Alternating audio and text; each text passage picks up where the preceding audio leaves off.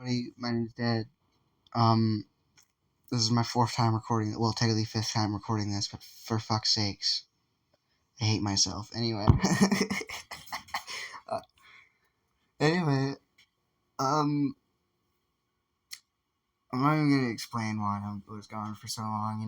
I've been trying to do that for like the last 4 times, so I'm not.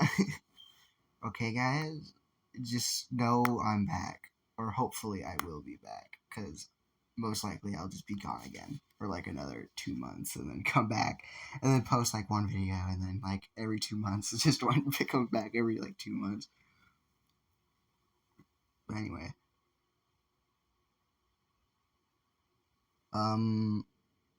for a second I thought I wasn't recording, and I thought I was talking to myself for a second. I was like, oh fuck, but no, okay, I'm still recording. Okay, Jesus.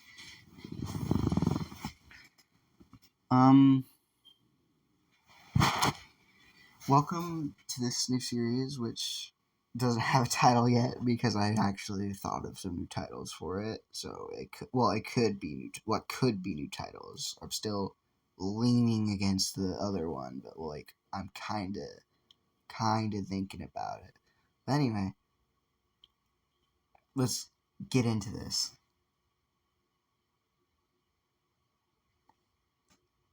Okay, there's only like one thing I need to really change about the canon thing, about his canon life compared to this life of his, right, in this world. In this one, he will not live in an apartment with his mother. He would live in a house with his mother. Still no father, just a house. Just a mother still. Just they're in a house now, not an apartment, okay? Alright. Let's continue.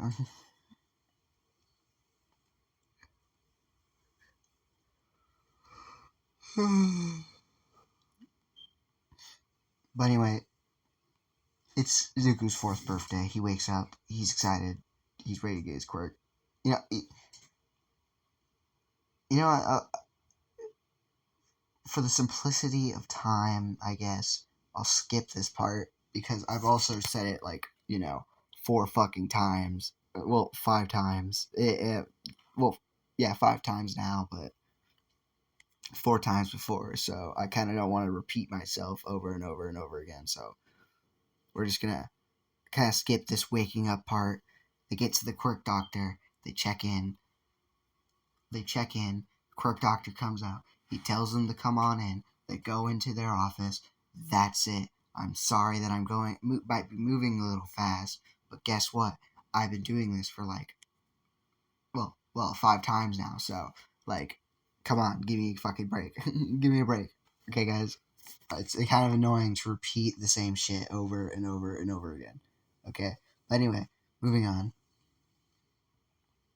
Let's skip past all that shit. Let's get to the end of the test of the result. I know I'm skipping past a lot of shit that could be a little bit better, but still, I'm just gonna get past the quirk part at least. Everything else I'll still put detail into. Just the quirk part can get past, okay? Because it's like the one part that I get past every time, and then I get interrupted, and then it's like fuck.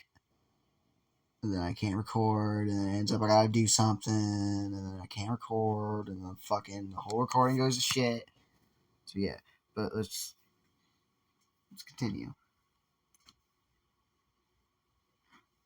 So the doctor walks into the room, and the atmosphere just changes. It goes from like this bit more innocent and joyful kind of atmosphere to a bit more serious. As the doctor comes in, he takes a seat, and he's like, "Well, I don't know how to say this to you, but as you know, he pauses on his words. He's like, "You're quirkless." As Zuko's world fucking disappears from him, he loses grip with reality entirely. While Inko's like, I don't even know. I don't know how someone would react to getting bad news for their child. Like, it's not as bad news as hearing like your child has cancer because that means they're going to die, but it's not as good news as like hearing something about grades, you know. So it's just I don't know how you would react to this. I don't know how a parental figure should react to this. She's not gonna feel sorry for him and pity him. That's not good. It's not gonna be pity. But I don't know. I don't know what to really say.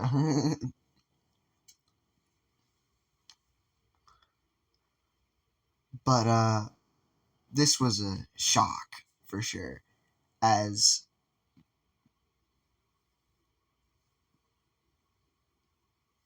let's just skip to the point where they're in the car and they're heading back home. Or well, they're technically not heading back home. They're heading to a place that Inko has a surprise for Izuku for his birthday because you know she's a good mother. She planned for his birthday, didn't just like wait, didn't just like wait, and then like a week before it actually comes, starts like planning on it. Like she planned like a month beforehand. Okay, guys, she knows what she's doing. But right now, she needs to get over this huge leap of how the fuck am I supposed to turn this frown upside down after just hearing that fucking fact? Because like he was so excited for that. So she's like in the car trying to think of something. You know, she's sad to see her own son this destroyed.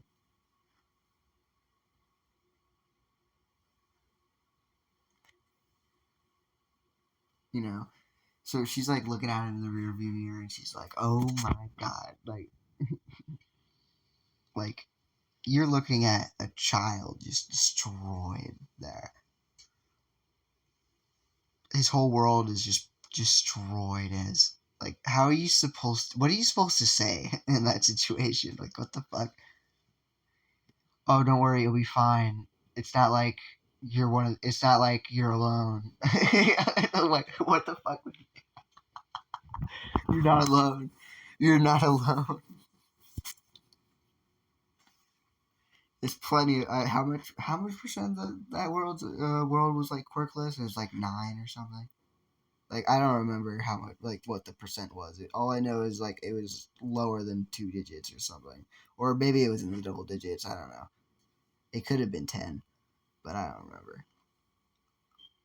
It's lower than double digits. I don't know. It's that or it's like 10. It's like 1 to 10%. That's like what I got. That's like what I'm thinking right now.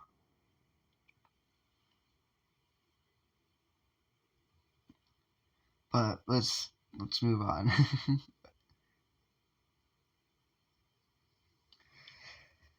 Man, I'm trying to remember the shit I said last time because it was actually good, but I don't remember what I said, and I don't script, so fuck. I don't write scripts.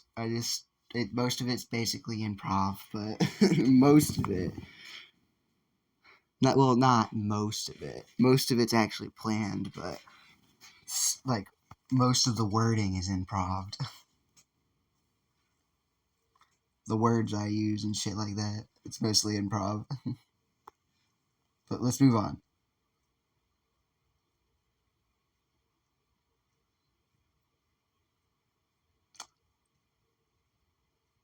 Huh? I'm trying. Dang, dude, I really want to remember those words because it was really good, but I can't remember it. It was something. It was something like. What did it start with? That's what I don't even remember the order of events in which she said the lines. I don't even remember the order. Like, did she start with that? Did she start with that? Did she end with that? I don't remember. Like, I remember some of the words, but I don't remember all of them. Okay. But anyway,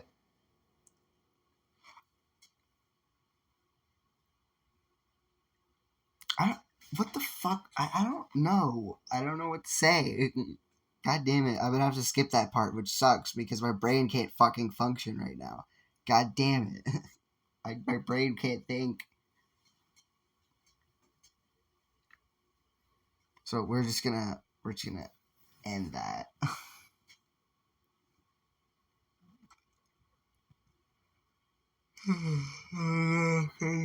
we're gonna send. We're gonna.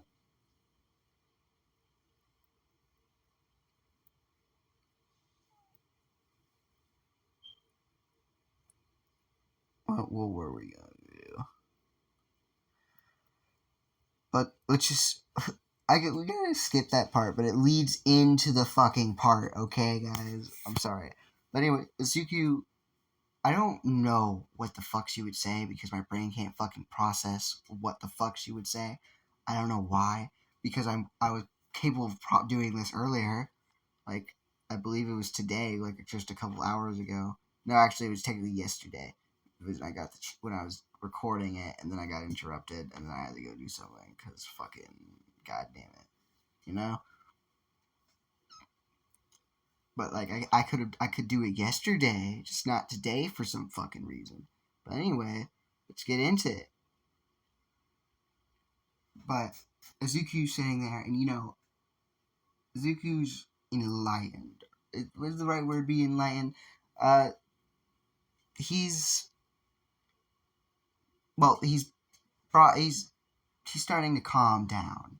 You know, Inko allowed him to at least calm down to start thinking it through and stuff like that. Because Izuku's a smart kid. He's a smart kid for his age. When and he looks up to his mother as she's looking back at towards him with a smile, and it's like a smile that it's a smile that can make anyone smile right back. No matter who you are, you'd smile right back. So Zuku, he begins to smile as it's like it's this really nice, good. It's like a really nice moment, you know. But then, but but then, while they were driving, we're looking through Izuku's perspective. He's looking up at his mother as then just this black shadow starts to cover up, and then bam, and then bam, we hear a crashing sound as then everything goes just dark. All of a sudden, we're brought back into reality. We hear a loud beeping, a loud ringing noise in the background. The vision's all vision is all blurry as we're looking through basically Zuki's POV. As you know, Zuki's like getting up as he starts feeling a huge, like just this, what's the word I'm looking for? Sting of pain come from like his eye area, his left eye. As he starts to rise up even more as the pain just increases. Like the pain just it just hurts more and more. As then all of a sudden, as you as it pulls all the way through, you hear as Zuku just seems as Zuku's now on his knees, no longer on the floor, as he's just up looking towards the sky as he falls over. He falls over to the side and passes out again from just the sheer pain, and then wakes up in a hospital.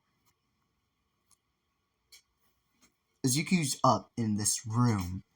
It's like filled with hospital equipment and whatnot. There's not a single soul to speak of in that room, but it's just him and no one else. And he's just there.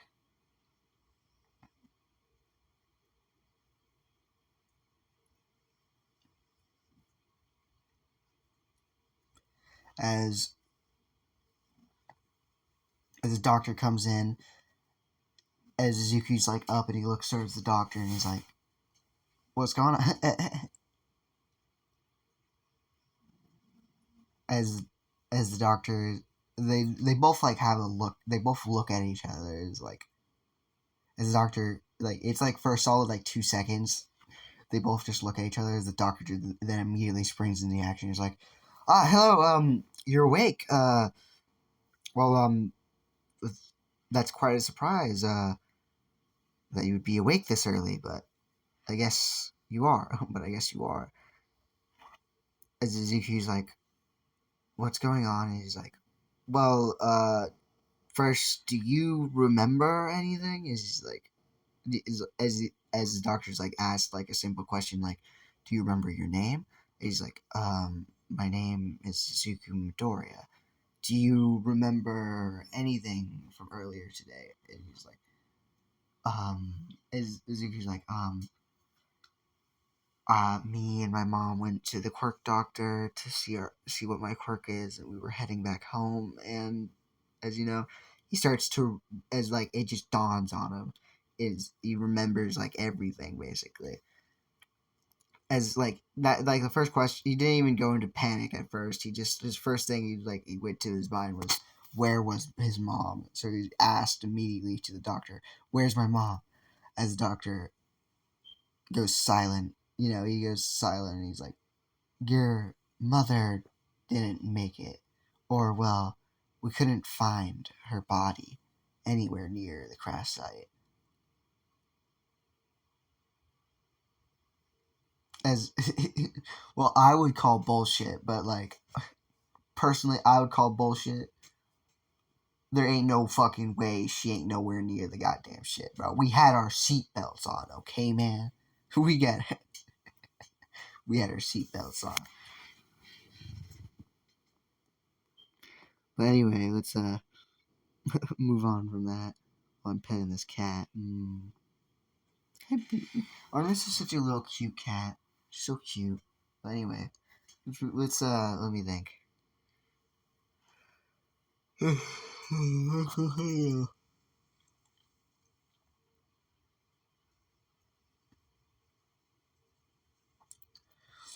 So Azuki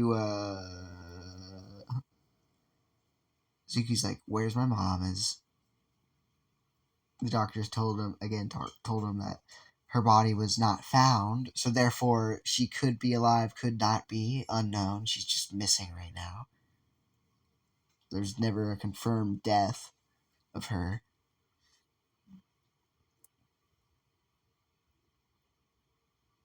As you know, this like immediately sends Suzuki into like a spiral of emotions. Like, what the fuck is he supposed to do now? Like, the fuck it, like you just lost your only parent. What the fuck are you gonna do now? You're 4 years old. You can't do shit. You kind of just have to let the world take you wherever you go, huh? But anyway, so let's the doctor, obviously reads the room pretty well and leaves without even saying a word. Zuki just sits there in pure shock. As, let's say, a couple hours passes by, as Zuki's now just like empty. The doctor is now is over there explaining things to him. He's explaining as he's like, okay, so let's say let me tell you everything. He's like, let me tell you everything that happened to you. All right. First things first. You are covered in scars. That's one of the easiest things to point out is that you're now covered in scars. You like Izuku got one hell of a car crash to survive because he's covered in scars. His whole body is covered in scars. His face only has one scar, and it's the scar on the left side of his face. On the left side of his face, it was the cut through the eye, as I told you before. But the doctor said something interesting about this scar is that the cut that from the scar that was left behind obviously shows that the cut would have been deep enough to dig into his eye, but somehow his eye is perfectly fine. There's nothing harmed his eye. And then leading from that, he explains something else. He explains to Izuku that now his eyes and hair are now changing colors.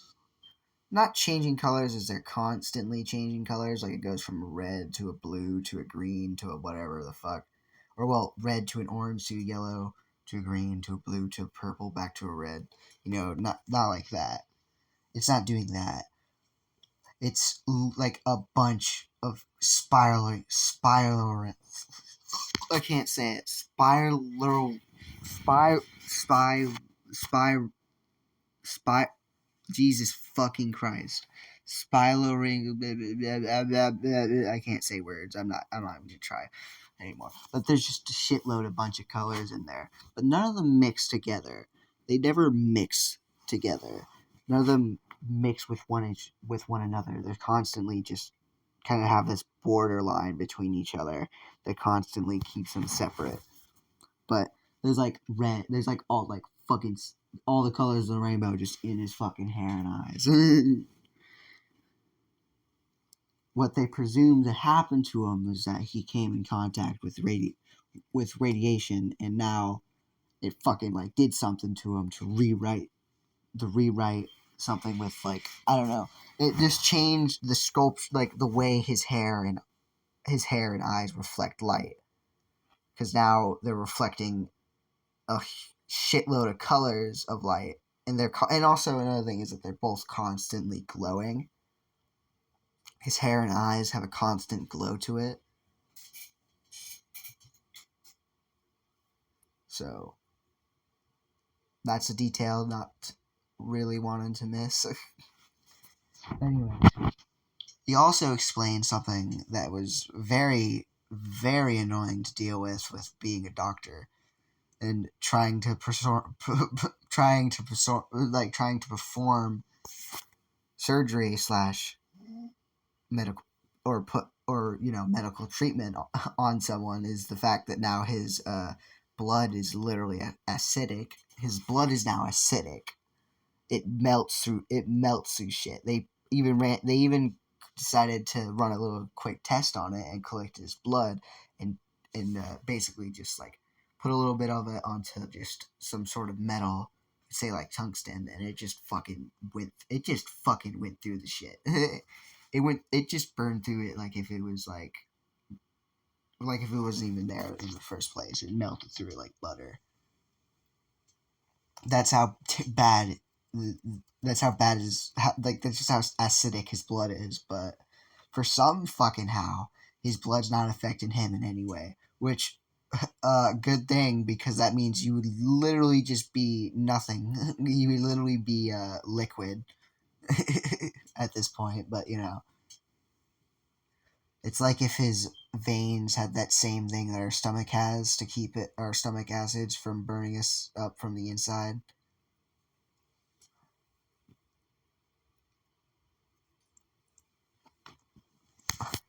Basically, but like they don't have any way of proving it, nor do they really want to prove it. And also same thing with his blood, is that it has the same weirdly reflecting of light. Like the light doesn't reflect off it properly. Like something's wrong with it. So it's also in that rainbow color, as I said, or like that weird rainbow mixture that fucking look to it.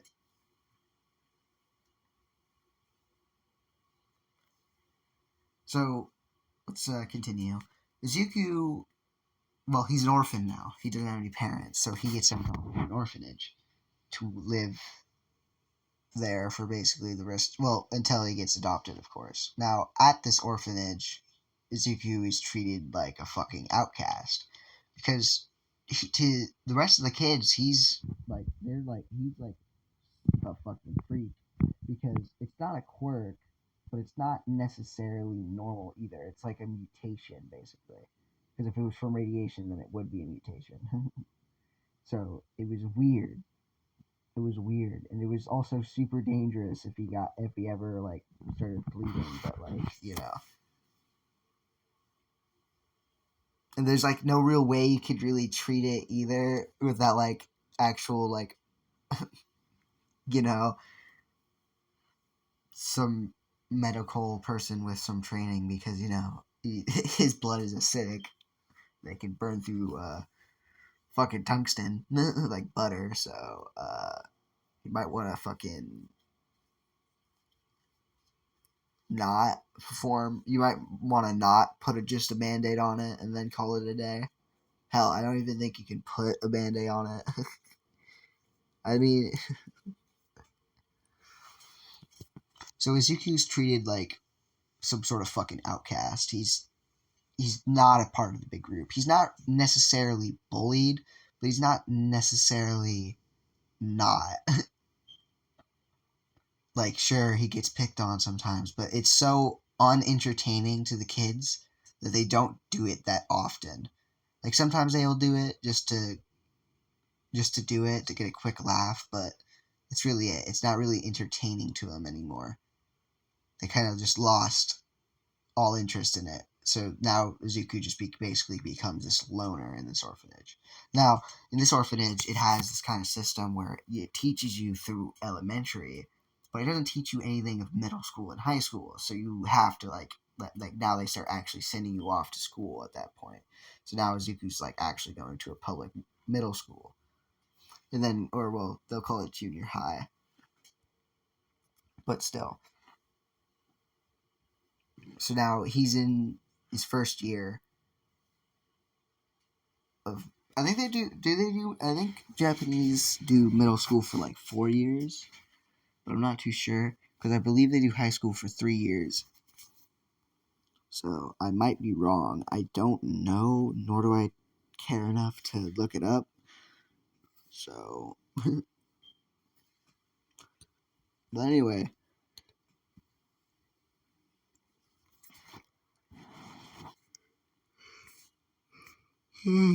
look at.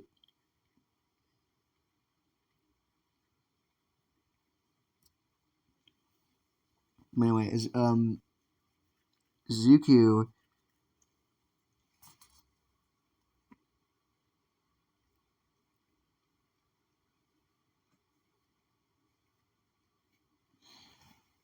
Anyway,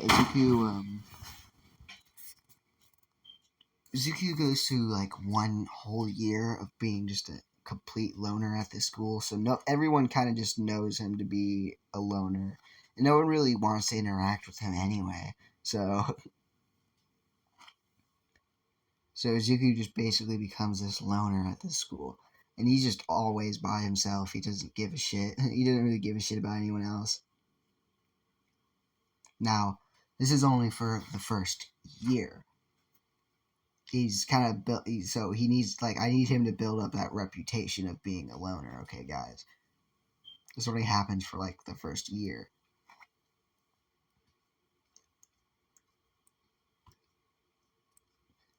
But let's continue. So one day during during like it's like the first month or two into school, and the teacher comes in, and the classroom's a little talkative. The class is talkative, but it's not like enormously loud. As you know, the teacher walks in, and he's like, "All right, everyone, take your seat." As you know, everyone goes over, takes their seats. Let me declare, Bakugo is not here. Zuki doesn't even know who Bakugo is in any way. Motherfucker just could care less for this motherfucker. But anyway, let's move on.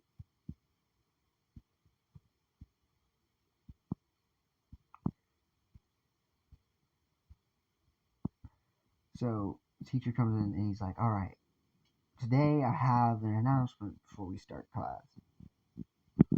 Today, as he's like, you know, he's standing in front of the class.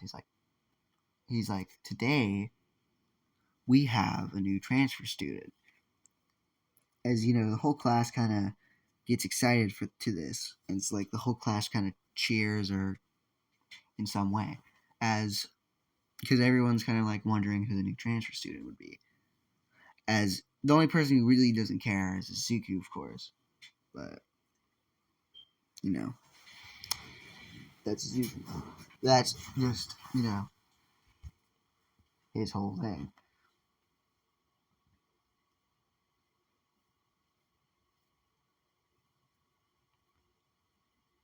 But anyway,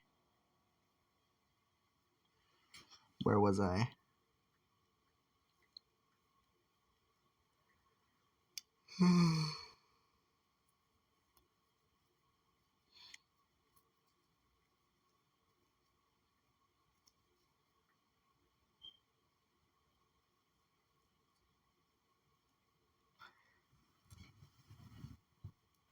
But anyway, as the teacher is like, all right, calm down. I know you're all excited.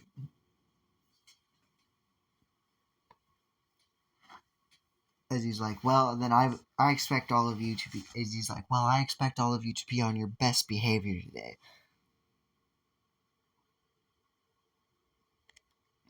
As he's like, to show this new transfer student that we're not, complete fucking animals. Complete fucking animals. He's not calling them intelligent. He's not gonna say that. He wouldn't say that. A teacher would get fired. I feel like a teacher would be fired if they said that. Complete fucking animals. Calling the class a complete just completely filled with fucking animals. But anyway, moving on. Let's just introduce the fucking transfer student. So the teacher's like, all right, you come in now. What the fuck? Oh, sure about that. Anyway, where was I? Oh yeah.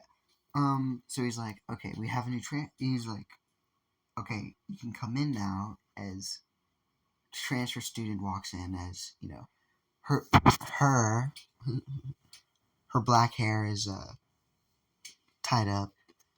I don't know what to really call it. I'm just gonna say tied up for right now. I wouldn't. I want to call it. You could call it a ponytail. You could call it a bun,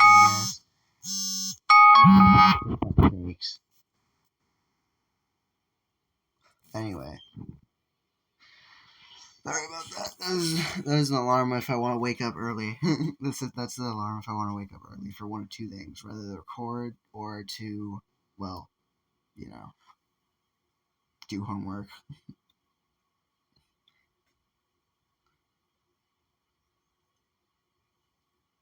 Anyway, let's continue.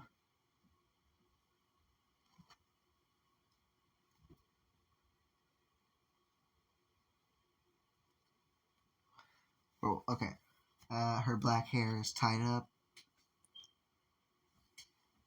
I don't know how else to really describe her because her black hair was kind of like the whole thing. Like what did I say before? I had like a whole other thing to kind of describe her. Oh yeah, I remember now. It was something about like elegance and basically like she walked in and she her way of walking in, just the way she came in and all that. Like she went into the room, the way she walked in, the way she moved, the way even she's going to talk made her seem so much above everyone else. Made her seem more important, more valuable, I guess, in a way, than them. Like if she was more important than them. Like that's like kind of the thing. That's like kind of the feeling that people got when she walked into the room. As she turned to face, as she's like facing the teacher, is like, the teacher's like, well, introduce yourself. As she turns and faces the class, as she says, as she like says, um, as she like bows and she says, "Hello, my name is Momo Yarozu."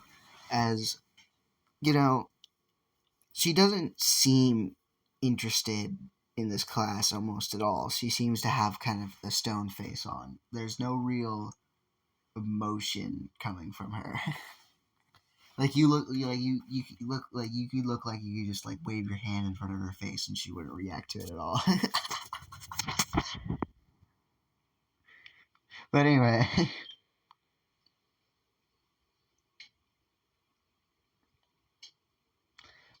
it's like that's really it. That's like the only thing of her introduction, and everyone's just quiet. And it's like that's it. Like she has no need to introduce her quirk, so she's not going to. So the teacher's like, okay, and he's like looking around. Well, you can go sit by. As he looks around the class, he's like, you can sit by Izuku over there. There's an open seat next to him. As she looks in the way he's pointing as she's as he, he's pointing at like a kid sitting in the corner in the corner of the classroom and looking out the. He's like looking towards the window, and he's easy to spot. He's not hard. His hair is like just sitting there glowing. He's looking out the window. As no one really. Momo doesn't really see his face, so she doesn't know about the fucking scar on his face or any of the other scars on his body because the uniform doesn't really let you see him. What is Artemis doing? She's moving. Hold on. Anyway, let's continue.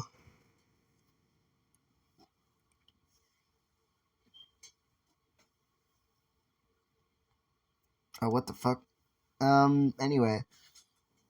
So Momo, doesn't even question it and just walks over to the empty desk and sits down. There's not a hello, a good morning, a nothing. There's nothing. Not word passes between Momo or Izuku at all. Not a word. Izuku's just looking out the window.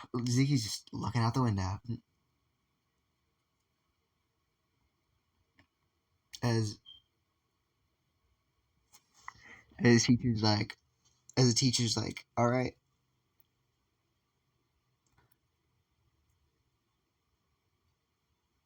As the teacher's like, all right, let's get class started. As class starts, and that's it. There's nothing really.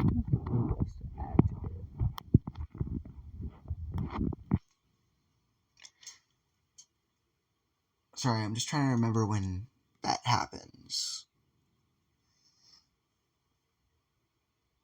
But whatever, we'll get to it later. But anyway,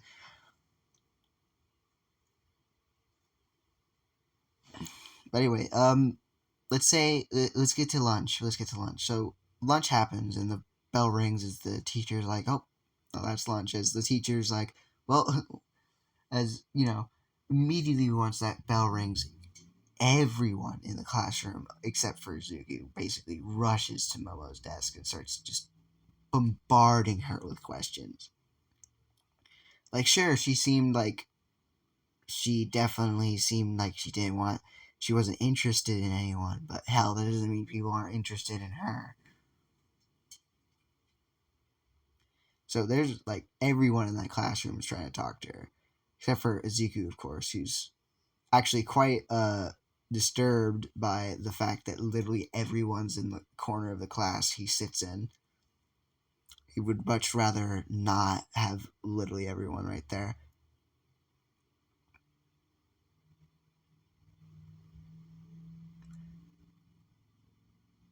As like everyone's like kind of around Momo asking questions, like trying to like be your friend, like. And Momo's not acting. Obviously, she's not like happy about this, but she's not. She's Momo. She's not overly alarmed by it, but she's definitely not. Again, she definitely has this no interest to it. She's a bit different than she is in canon. She has this like no interest in any of these people. So she doesn't even answer their questions at all. As everyone's still trying to like get an answer out of her in some way, and she's like, she's like, can you guys like leave me alone? As before she even is capable of getting out of there, Izuku gets the fuck out of there. Izuku stands up with like, he stands up with like a lunchbox. He stands up with like a lunchbox and just leaves. And just leaves. He's like, yeah, no, I'm not eating in the class today. I'm not being here.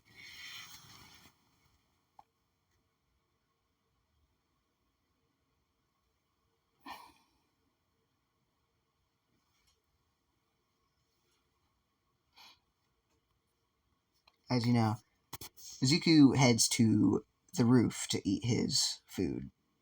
he's there and he unpacks his lunch and he looks at it and he looks at it. He made it himself. He made this whole lunch by himself. He's looking. He just begins to eat. He just begins to eat on the roof, and he's just sitting there. There's no one on the roof. It's completely clear. It's completely clear. It's a bright, shiny. It's a Jesus Christ. It's a bright and sunny day right now. It's nice. It's nice out. As like he's sitting rather close to the door. He's not sitting too far from it. As he would hear the door open and then close, and then someone like speak as like some female voice is like, "Finally, I got away from him." As Izuku doesn't give a shit to who this person is, so he doesn't really mind business. He doesn't like eavesdropper. He's not like, well, he doesn't mean to eavesdrop or anything, but he's just kind of sitting there.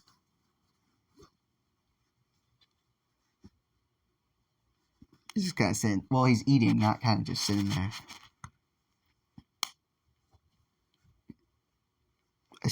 As she's like, "Geez, why am I even here in the first place?"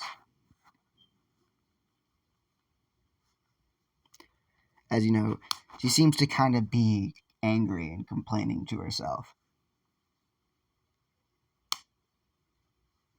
As she's like, "Why?" As she's like, "Why did my dad even send me here in the first place?" Because he went to public school, so because him and his dad went to public school, so I should also go there to learn something. What am I going to learn from these? What am I going to learn from this place? Is what she's thinking. Is what she's like complaining to herself about. Like, what am I going to learn about this place? Like, what am I going to learn from this place? How it is to be like, how it is to interact with someone else. What do I need to interact with other people for?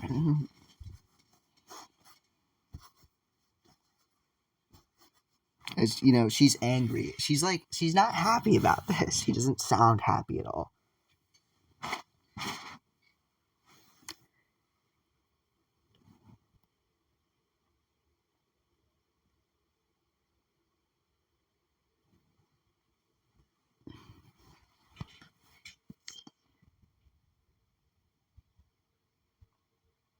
As she's not happy, and she's like, "Well, whatever. I'm going to eat my lunch here." As she starts walking around the corner, as she walks around the corner, and Ezekiel doesn't even look up at this. She doesn't even look up. He doesn't even look up at her. He's just like, he's just eating. He's just there eating. As she stops right there. Like you can hear her footsteps. She stops in her tracks. Ezekiel, Ezekiel looks up. Ezekiel looks up. He doesn't even look up. He doesn't even like look up with his head. He looks up with his eyes and looks at her. And he looks up and it's Momo, and she's just there. She's there and she's looking at him, and and he's looking at her. He's like, as as he's like swallows his food. He's like, they're both just looking at each other. He looks back down at his food and he just grabs another bite and then just eats. He just bites into another bite. He just takes another bite.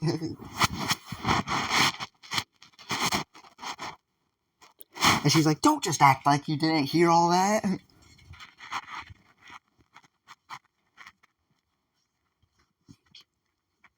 As he grabs onto him and starts shaking him, and he's like, he's like Jesus. He's like Jesus.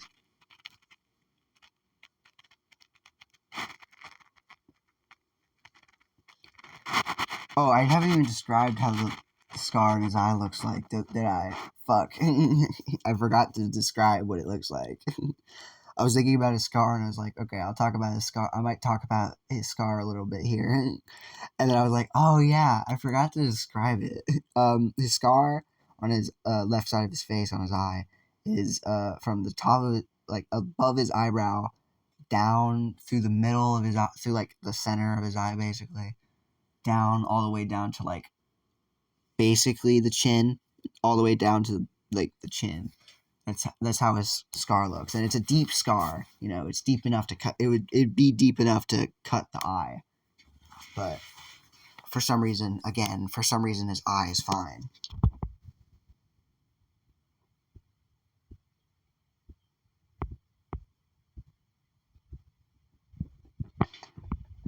Sorry, I was just thinking about me and myself.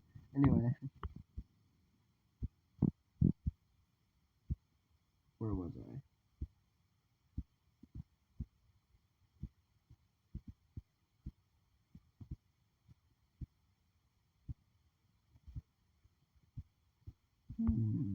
What should I do?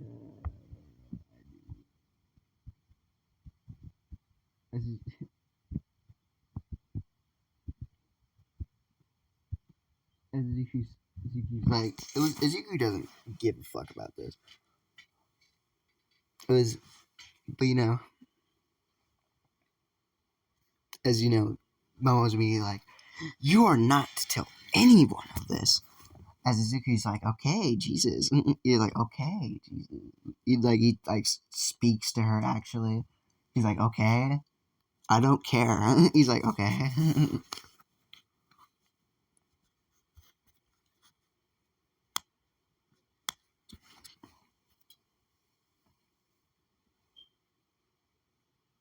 as he's like, as she's like, "Good." As he's like, "Good."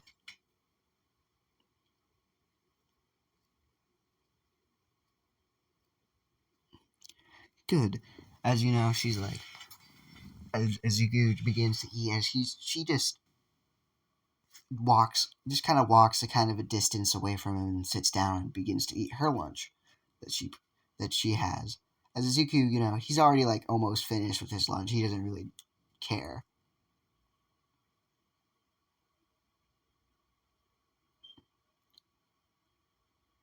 So then he just finishes his lunch and then just kind of sits there because he doesn't want to go back to the classroom. Like, why would you want to go back to the classroom? Like, this is like the one place he can really be alone. Well, almost alone. Momo's like I don't know, like 7 feet to his right, but still. So he just kind of sits there and just kind of takes his minds his own business, like kind of lives in kind of just has his own little piece there. As you know, that piece is interrupted with, if you're finished with your food, you can leave, right? Ezekiel again, he doesn't even seem to care about this, almost like he's ignoring her.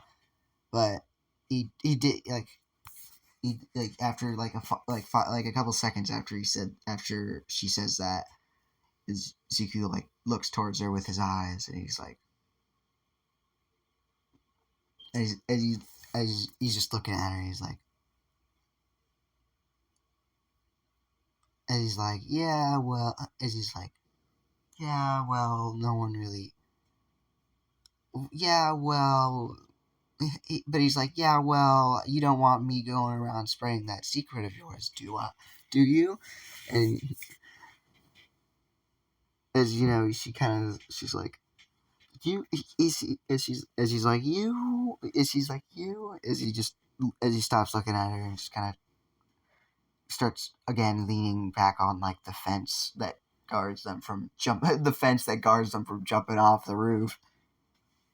He's just leaning on it, looking and closing his eyes. He don't give a and he just sits there, and basically that's it. He just waits there until next period next period starts. So, and that's that interaction.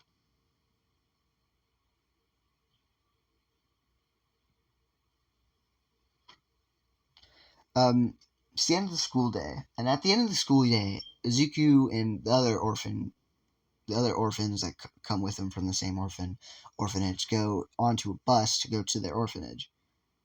That heads to their orphanage. So he again he doesn't really have anything to do, so he just immediately gets on it and just kind of sits there and waits for just to get home basically. And it takes him to the orphanage, and now he's back at the orphanage.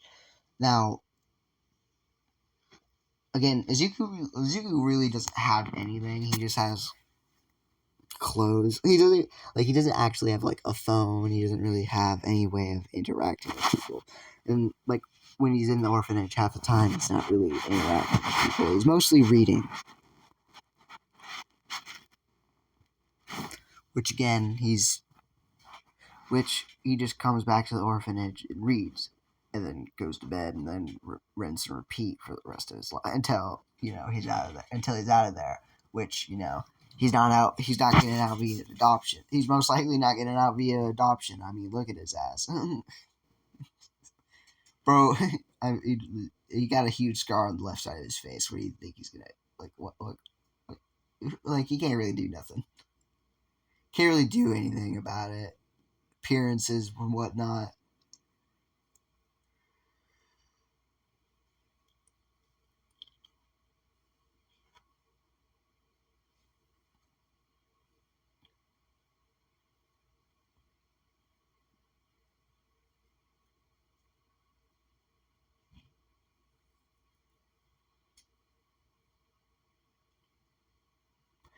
But anyway, this kind of day just kind of recycles again and again, over and over and over again, every day. Every kind of day. Every day. Every day Izuku comes to school. He doesn't really talk to anyone. He goes, but everyone wants to talk to Momo, so everyone gathers around her desk during lunchtime, so therefore he leaves. He leaves to the roof to be by himself, which then ends up that Momo leaves to the roof to escape from those people, so those two just keep bumping into each other every single day. So every single day, they just get to the roof. Izuku's there first, and she appears like 5 minutes later.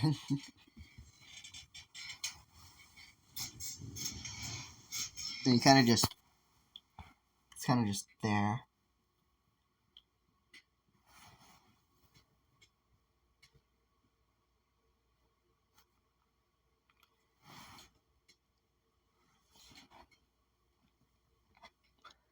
As Momo doesn't like Izuku, and Izuku doesn't like Momo. They both don't like each other in any way. They really don't. They really don't. Izuku thinks she's, well, kind of a bitch, but kind of a bitch. Well, Momo doesn't like the fact that she knows that she hates being here, and how she basically is looking down on literally all of them like if they were insects to her.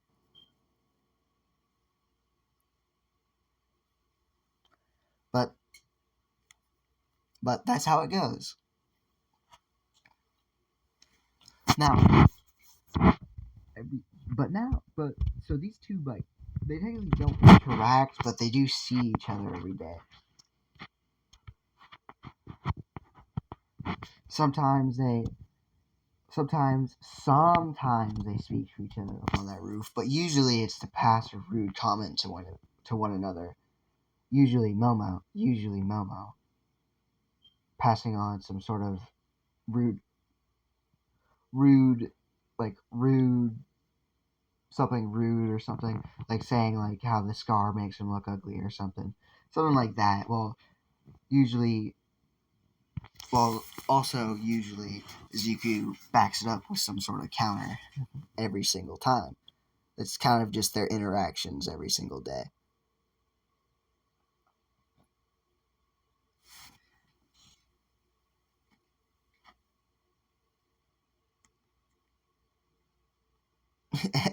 One of them would be like, man.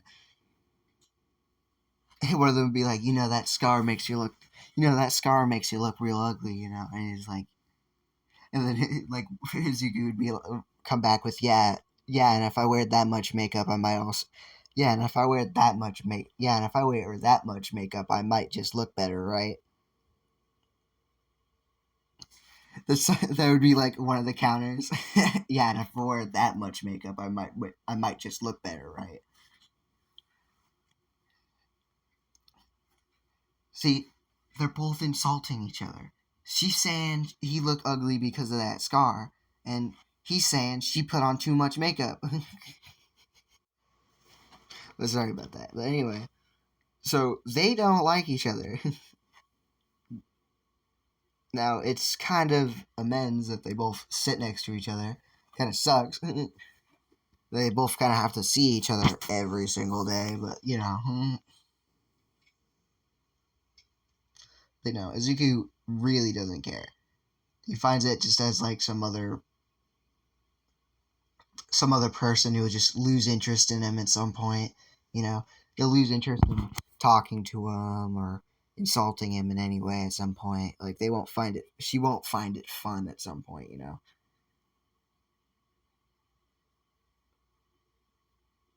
Well, it's what he thought would happen uh until when I don't know how like when if they like when finals are or exams are for the Japanese. I really don't know. I don't know if there's like two, there's one, there's like is it mid semester exams already? I'd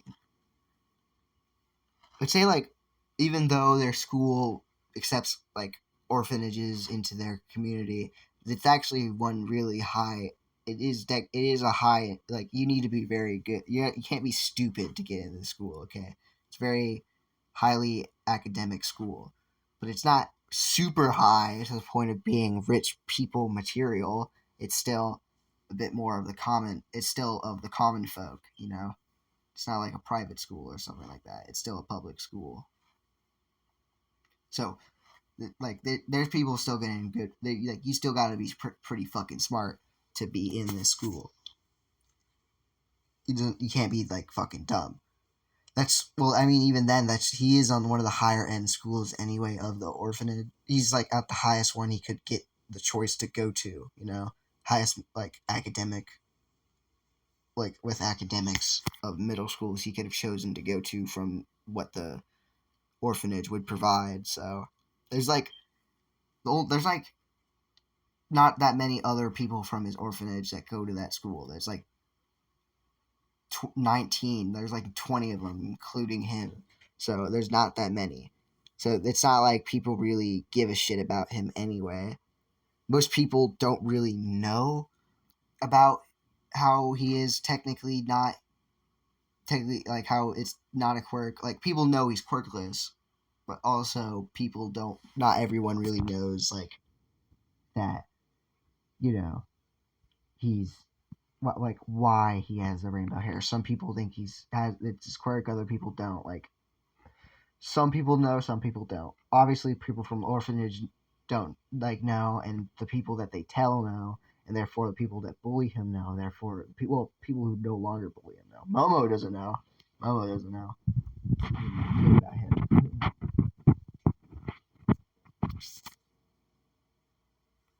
But anyway, like let's say like the like first like exams start coming in like first mid semester exams. Like this is like in the middle of the semester. As they take it as Momo is expecting to get the top score. He's expecting to get the very top.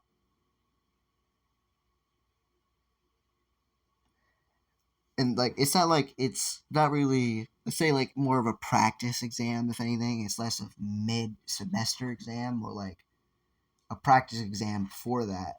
But she's expecting to get very top place in this, but she doesn't. She ranks down at number 2. There's one person right above her, and the name pisses her off with every bone in her body. As let's make the scene. Let's make a scene here. Let's not just Let's not just describe it. Let's like make a scene. So like Momo's there in like this crowd of people at this one board looking at their scores, and everyone's rather. Some people are like, yes, like they got a high score. Other people are like, bummed out about their score, and other people are fine with their score. But Momo, she's standing there. She's looking up at the score. She's like, well, she notices these people like caring about their score so much, and she's like, well, I know what my score is. I'm gonna be at I'm gonna be at the very top. I'll be at the very top, the best of the best. Because well, none of these people can even because well, nobody here can even get anywhere close to my intelligence. Is what she's thinking, of course. As you know, she looks at the score as she notices her name not in number one, but at number two. This immediately sets her off. Like, she's not the top. Who's the best? As she immediately like looks up to who's above her as she reads Izuku Midoriya. As this just pisses her off, you know. As she's like,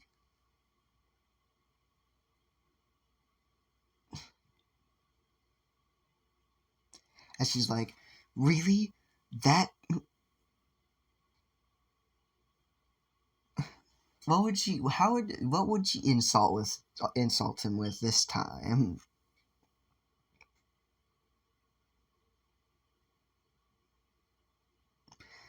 She's like, that rainbowed hair, Scarface looking motherfucker. Scarface looking motherfucker. Got a better score than me.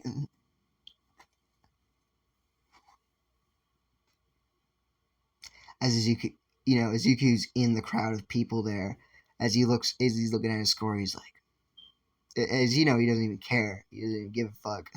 As he just walks off away from all those people because he doesn't like big crowds. He don't like big crowds.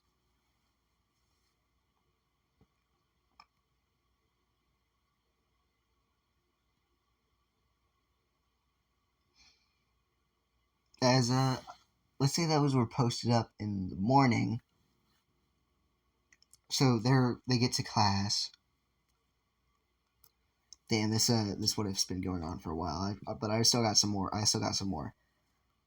As so they get to class. They get to class, and Izuku. Well, Momo gets to class. Momo starts getting like rushing to class. Basically, she's power walking there. As she's like that. She's mad. She's like thinking in her head. As she's thinking in her head, she's like, I swear, when I see that little, as she gets to the classroom and opens up the door, everyone who's already in there is like, she opens the door kind of loud. She's like, everyone who's already in there takes notice of her. She's, she walks in, gets to her desk. Izuku's sitting there looking out the window, minding his own business. As she puts her stuff down by her desk and then slams her hand onto Izuku's desk. As Izuku doesn't even like jump at it. He's not scared of it at all. He doesn't get shocked by it in any way. He just looks towards her. He just like slowly looks towards her, and he's like, "Yeah." He's like, "Yes."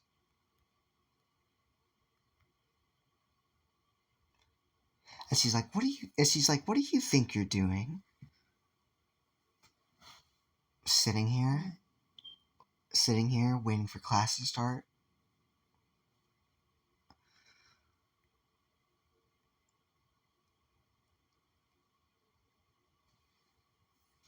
And she's like, "No, not that.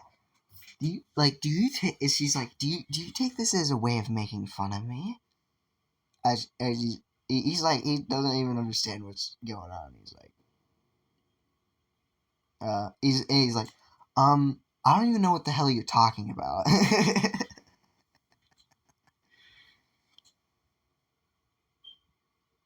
And she's like, you know damn well what I'm talking about. She slams her fist again on the desk. It's like everyone in there is like, whoa, this is a different side of her I've ever seen. Obviously, they all take her as like very cold, like someone she'll give you the cold shoulder for sure. Like she's definitely one of the cold, cooler kind of person in the classroom. So everyone kind of knows she's a bit more rude, but than most people because it's not like she's trying to make friends here. It's not like she really cares, but she still cares if it gets revealed that she fucking hates everyone gets there. So But anyway,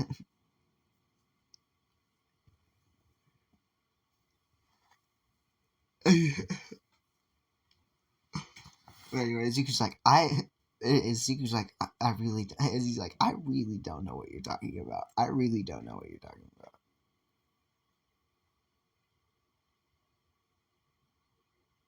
And she's like, on the pre-exams, you got a higher score than me. And she's like, and he's like, yeah.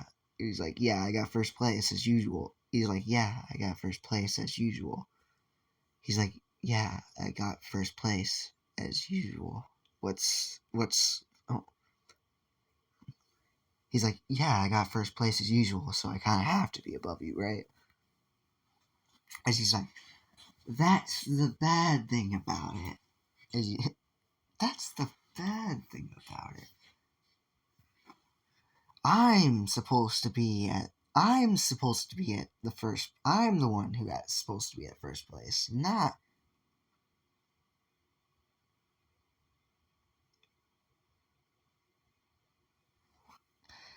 some random orphaned nobody like you.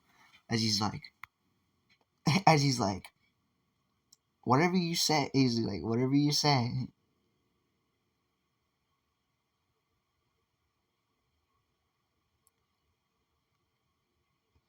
As he's like, whatever you say, whatever you say, whatever you say.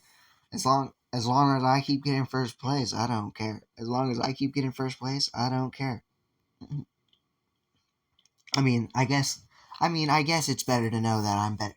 That I'm more intelligent than you. As you know, he gives a little smirk. He gives a little smirk to it, as you know, this just pisses off Momo even more. But she backs off for now. Goes back to her desk. As you know, Zuki's like just giving himself a little chuckle to himself as he starts looking back out the window. As this just pisses off Momo, he's like, and she's thinking to herself like, when I get, he's like, and she's like, when I get the chance, when I get the chance, I'm never letting this fucking thing go. I'm never letting him go. She's like, I'm going to. She's like, she's just pissed off at him. He's like, she like,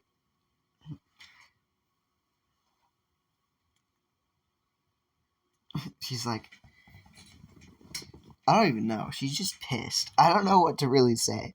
Like, what she would really be thinking right now. My brain's not working right now. But,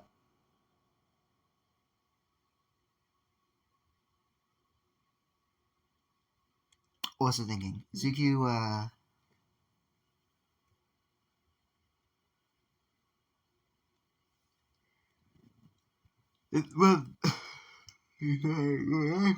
incorrection.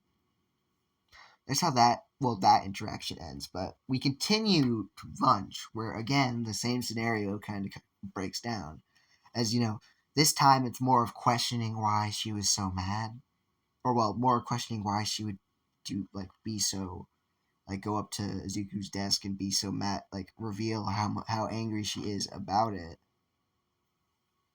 As you know, Izuku just immediately gets out of there. As you know, Momo also makes her get away later on, but we don't care for her. But so Zuko gets to the roof. As you know, he finishes his meal before Momo gets there. It was a bit more harder to shake him off this time for her. So he's just sitting there reading a book. Well, by the time Momo gets back up there to eat her meal, so Momo gets up there.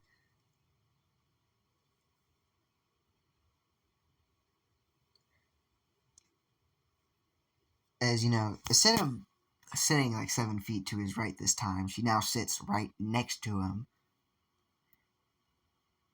As she's like, as she looks at him and she's like, "Don't think I'm letting you off for what happened this morning." As Izuku looks up from his book and looks towards her, and he's like, "You still care for?" As he looks towards her, and he's like, "You still care for that?" As you know, he just looks back at his book, and as he's like, yes, I still care for that. Well, as he just answers, he's like, well, you might want to stop. Well, you might want to not because, well, I'm not going to let you take that spot. As you know, he kind of starts to give a little grin to himself, like just smirking to himself again.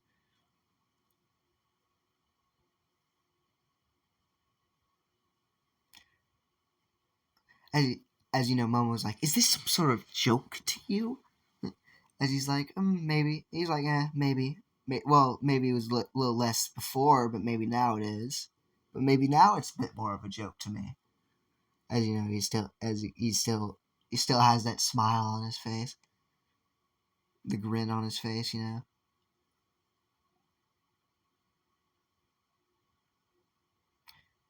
And she's like, well, then she's like, well, I'm not letting you out of my sights. I'm making sure that everything I learn is the same thing you learn. Because she wants to she wants to try to make it so then she's ahead of him in like studies and stuff like that, on studying, on basically everything. She wants to try to make sure she's constantly smarter than him. So she's trying to pay attention to every little thing he's doing. Everything he learns, she must learn, so then she can't fall behind him. So she starts doing now throughout the rest of the year. She starts kind of doing the same thing that Zuko does. She starts reading the same books he reads. You know, she's she's like trying to try to absorb all the information he's also absorbing.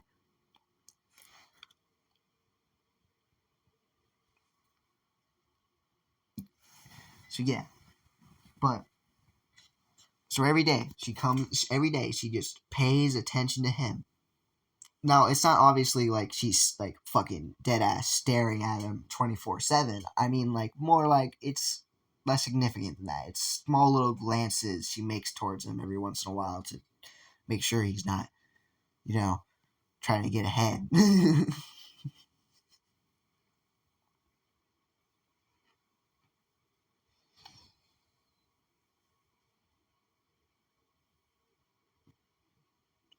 anyway,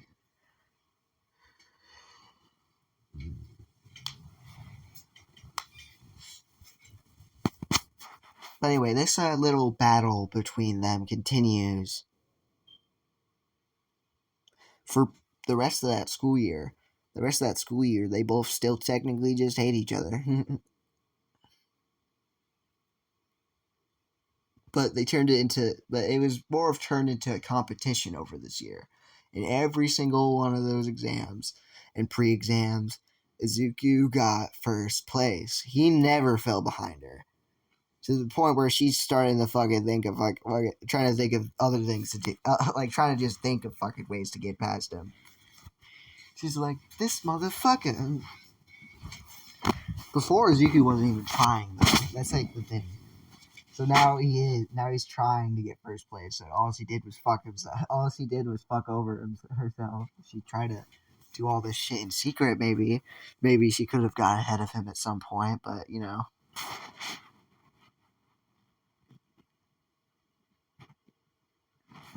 But anyway, Izuku. This this kind of like hate relationship continues for like the entirety of the just the entirety of that first second year for Zugu, but first year of them meeting. Now we're on to into their third year of middle school.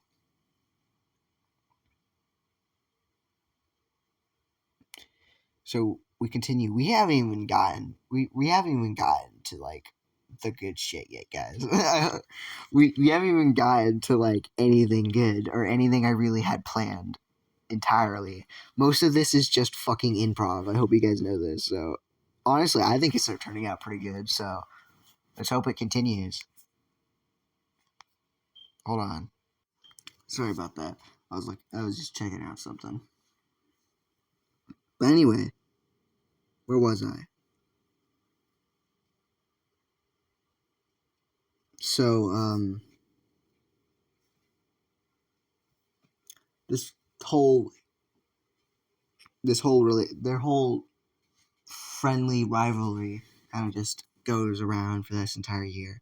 This is kind of known throughout the school too. Like it's kind of hard not to be known when it's the results of it are publicly displayed. But this kind of known of intelligent wars between the that one loner kid who no one really likes and the really popular rich kid that started this kind of started, and everyone kind of knows about it. Everyone, they even kind of got invested in it. A lot of the guys put their money on Momo. A lot of the chicks put their money on Izuku because it's just the smarter plan. I mean, he's won every single time. Guys, come on, stop wasting your money.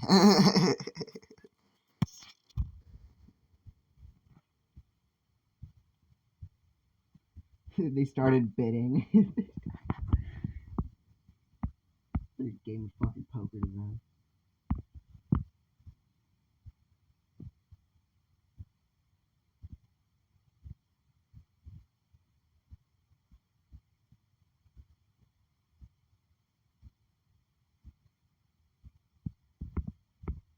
But anyway, let's continue.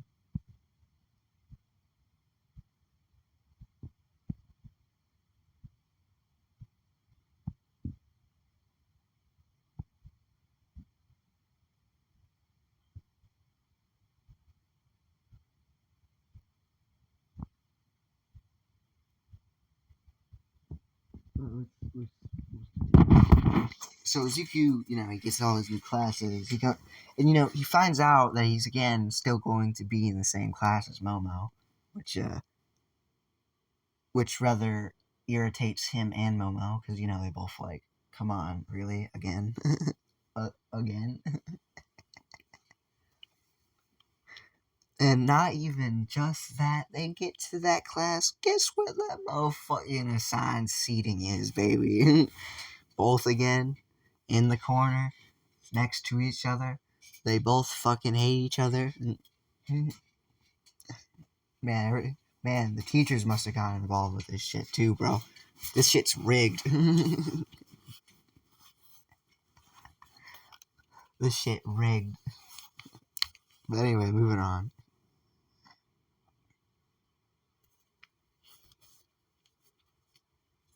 So again, this just continues to kind of irritate them. Now,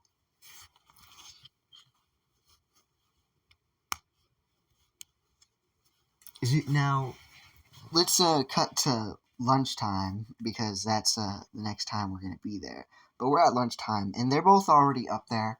We're not at the exact start of lunchtime. We're a little bit past that, but they're both already up there, and they're both like sitting kind of sitting next to each other. They're both reading the same book.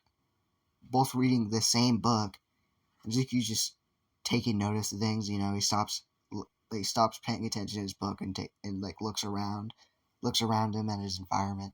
He starts to notice stuff about Momo. She's on the same page as him that he is in that book, and he reads the rest of the page that he was just on. He flips it. She flips the page. This bitch is following him. This bitch is following him. He's reading. He's like, if you're just gonna follow every page, if you're just gonna follow every page that I'm on, you can just, if you're just gonna follow every page that I'm on, you can just, start reading with me instead of just sitting next to me reading the same damn thing. And she's like, why would I ever do that?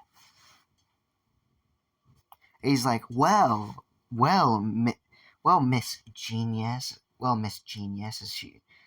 he kind of flicks her in the forehead, and she's like, ow, what was that for? To show how really dumb you are.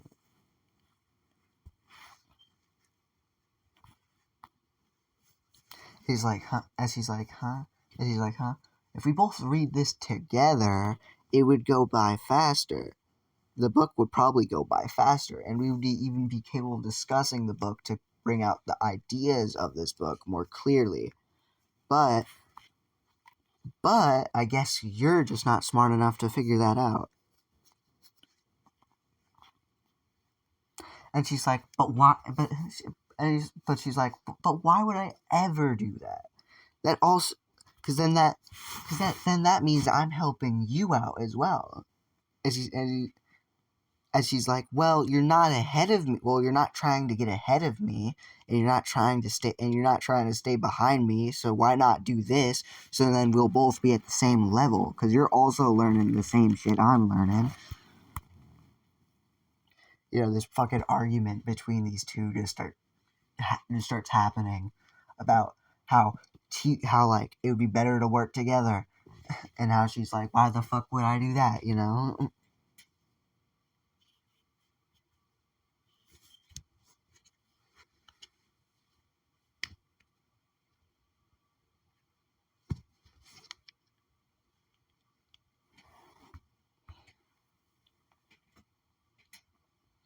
As he's like, oh, what? At the end, he's like, whatever.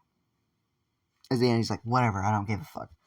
Like, he's the one who backs off from this argument because, like, Momo ain't. So he's like, whatever. I don't give a fuck. The bell rings. It's time to get to class. I don't give a fuck. I'm going. They go back to class. That's the end of the day. That goes up until the end of the day. Until the end of the day, as I said. He gets back home. He gets back to the orphanage, and then he continues to just read the book. He read the rest of the book. He read the rest of that book right when he got back to the orphanage. And then next day, going to school, goes back, and we're going to skip the morning stuff. We're going to go straight to lunch. It's lunchtime, and he's up there. He's up there. He's done with he's up there. He's eating. He's eating while Momo's already up there as well. As she starts reading. She's reading the book. She's reading the book right now, actually. She's eating while reading the book at the same time. As Zuku's not. As she doesn't know, obviously she doesn't know he just finished the book. Like, they're like halfway through the book right now. He finished the whole book in that one night. No way she's thinking that he finished that book.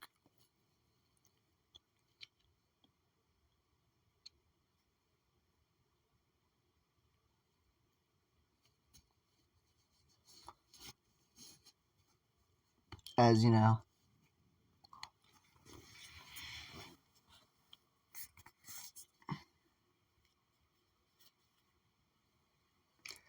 she's reading the book as Zuku's eating, and he's watching her read. As just gets to a certain page, and then there's like this one part. There's this one part of the like the page. There's this like one part that like is this at this one part. He's just like as he immediately says I found this spot. I found this spot of the story the most interesting part of it. As Momo stops reading and looks at him, and he's like, she's like, huh? And she's like, huh? As he's like, I said I find this part of the story the most interesting.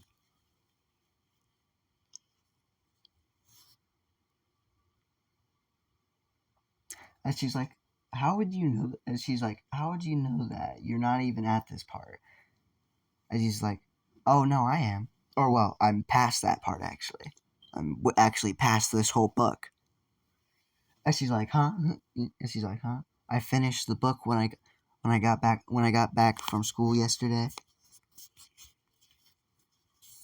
Excuse me? You finished this whole book. And she's like, you finished this whole book.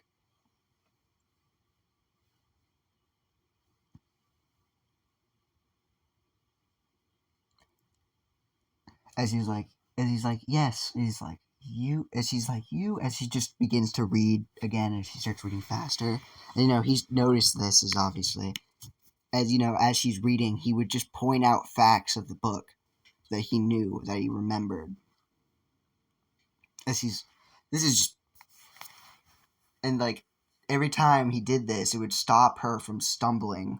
It would stop her from stumbling on the story going way too fast for the story, for her not to really be picking up anything. Like, she's actually understanding the shit that's going on because Izuku's saying stuff as she's like, she takes notice of this. She's like, why the hell are you telling me this? She's like, as he says, to show you the importance of how, he's like, well, mostly to spite you from yesterday. And she's like, huh? And she's like, huh? And she's like, yesterday I talked about how it's important to see someone else's point of view. To see someone else's point of view in the book. To see what they're thinking to see what you both are thinking while you're reading. To really understand, this helps you really understand a book. I'm showing you the importance of this and how it really does help you understand this book.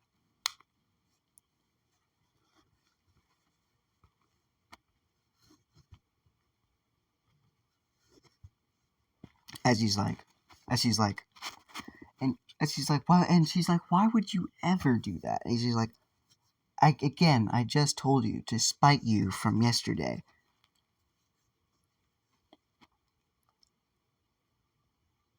As you know, he stands up. He's like, well, whatever. I'm heading to the library to go check out I'm heading to the library to check out a new book. I'm gonna go head to the library to check out a new book. Hopefully, as he just leaves.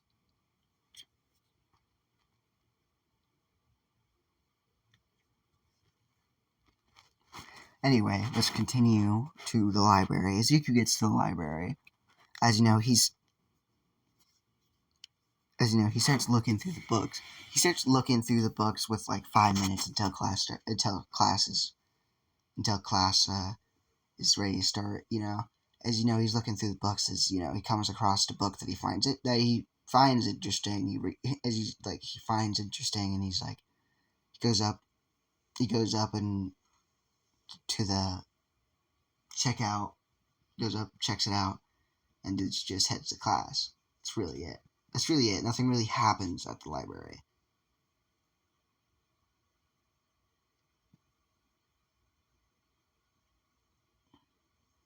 But it does set this that whole interaction kind of does set this course of, or well, not course, this domino effect of slowly, hold on. But it does cause this like domino effect of someone, well, like trying to help. But anyway,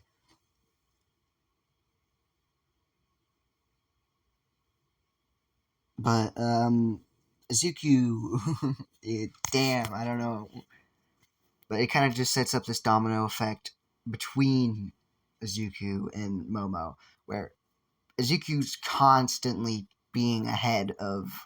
purposely being ahead of Momo. Like purposely reading ahead of books, purposely getting ahead of her, to the point where she's even trying to like predict where he would go. But like even then, she can't predict it because usually, like she doesn't know. This guy basically can read half a book in a day. Like he can read half a book within a school day. Who knows how much he can read within just a regular day? Because that's like half his day. That's half his day gone in a school day. So if he could read half a book in a school day, that means that if he had half his day still there, he could probably read a whole book within, one day. So it's kind of fucked. So she's kind of fucked because Zuko could just read really fast. So he's constantly ahead of her. So then it kind of he's starting to create this effect of just kind of showing, just kind of every time he just does that. And then like it's not like even it's a bad thing for him too, because it even helps him basically review a book. It helps him remember everything that happened in the book and basically all that, being ahead of her. So he's kind of helping her out in a way, but it's less of helping her out, more like showing her the importance of seeing another person's point of view. It's not helping her out in the book, so to say, but it's not helping her understand the book, so to say. It's more of just helping her understand that it's good to have someone else's point of view of something. It's not just so you shouldn't just have your own point of view, you know. And from this, their relationship kind of grew to be better, but not entirely better. They both still don't really like each other, but they don't hate each other. Because now, you know, Momo's obviously not seeing him as some person who's a bug or like other people of the school. She actually sees him as some sort of rival. But also, you know, now she's helping her out. So now she's kind of formed this respect for him now. But it's not a crazy amount of respect, you know. And through time, she kind of just grew to accept the whole fucking Izuku's gonna be a douchebag and constantly be meddling with, like, you know, talking about and reviewing the book while being there right next to her. So might as well do the fucking thing he does, because he's gonna do it anyway, so might as well follow along. It would be overall better for her.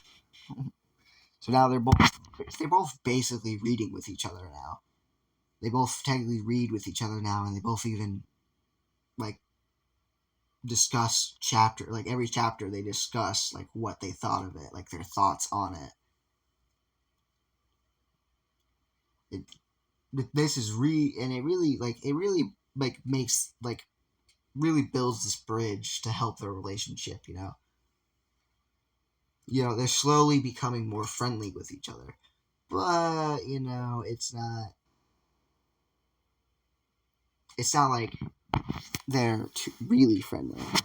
Izuku, you know, still fucking nailing those exams with first place, but we'll probably go to like a halfway year point at this point.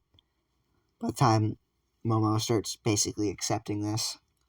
So Momo still can't beat him, even with the added bonus of getting help from him. Still can't beat him.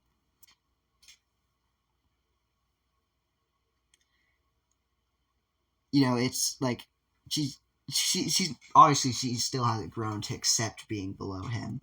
She's still determined to get ahead of him.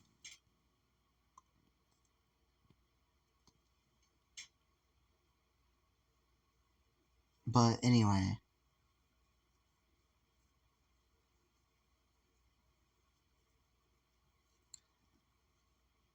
um, I don't.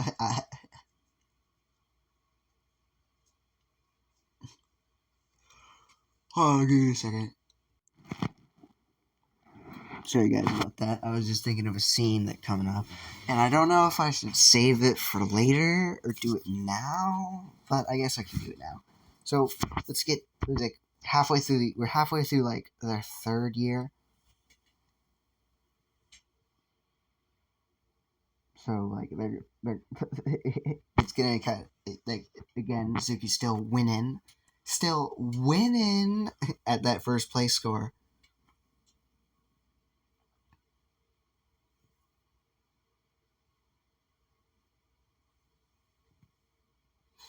But anyway,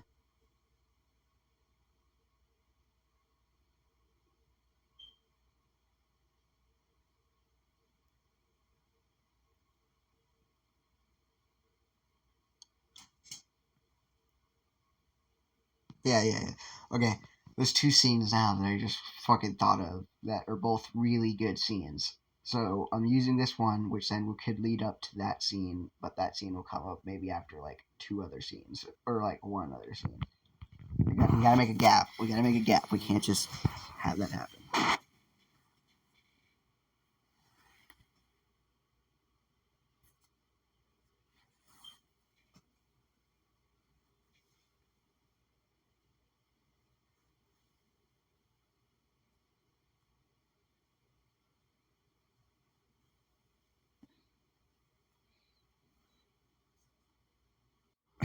It was unpaused. Fuck, I thought it was paused for a second. Dumbass. Anyway, um, my bad. What was I? So anyway, we're at the rooftop during lunchtime again, during one of these kind of just reading sessions, uh, Momo's mind is kind of wandering off the book. You know, as you know, she starts to glance at Izuku. As you know, she takes notice of his scar again. He takes notice of the scar on his face.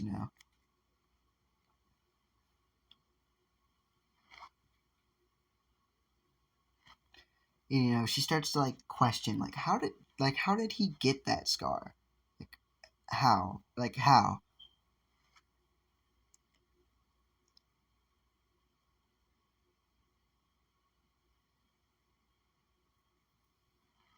You know, and then like again, she takes notice of like basically all his physical attributes. Like he's not scrawny, but he's not beefy either. He's like I guess lean, a bit more lean. He's not too muscular, but he's not really, he's like unmuscular, but not like fat or skinny or super skinny. He's kind of just like a basic body type. With it's a bit more, yeah, of course, it's a bit more thin and small because he's like 5'5". He's like 5'5", or well, not 5'5" yet, but he's a bit more smaller than that. Probably like 5'3" right now, maybe 5'4", maybe will be and become 5'5" a little later on. But right now he's not the tallest. As well, she decides to just kind of throw out a question. He's like, Zuku, as he looks towards her. He's like, hmm? Hold on, give me a second. Sorry about that, but Mom was like, Izuku, as he's, or well, sorry, she would say, not Izuku, sorry, she would say Midoriya, as he's like, he looks towards her and he's like, yes. He's like, yes.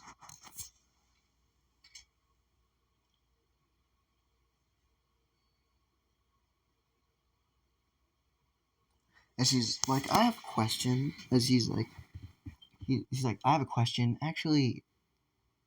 Two, two questions. He's like, um, ask away, ask away.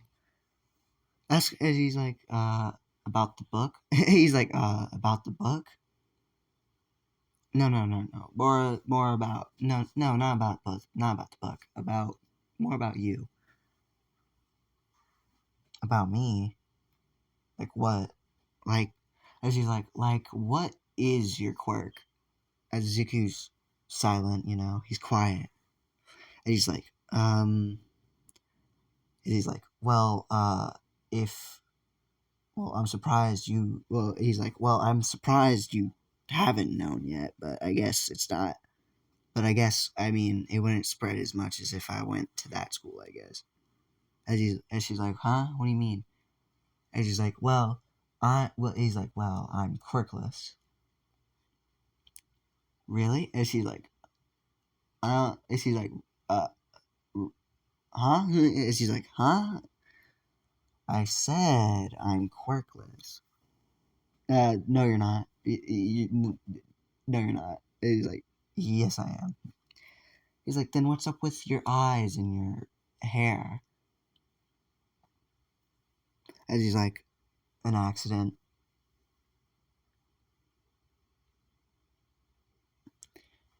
And she's like, an accident? An accident. So you're gonna try to tell me that you're weird, constantly changing color, constantly changing hair is because of an accident? What do you fucking put? What do you put fucking? What did you put like? What did you put like? What is it? A hair dye accident? You're gonna blame that on a hair dye accident? He's like, no, not a hair dye accident, like an actual accident. No, not a a car accident. You're like, a fucking car accident. A fucking car accident. He's like, it's a that car accident that also included radiation, but we'll talk. But the car accident that also came with radiation. That's why my hair is like that. It's not. It's not because of a quirk. It's because of a mutation from radiation. My hair reflects light differently, and same thing with my eyes. And same thing with my eyes, and also my blood. Apparently, your blood, your blood, your blood's also like your hair and eyes. And he's like, yeah, and it's also acidic. Acidic, acidic. Yeah, it can melt through like tungsten. Yeah, it can melt through like for what the doctor told me. It can melt through tungsten like it can melt like through tungsten like butter. That how how are you alive right now?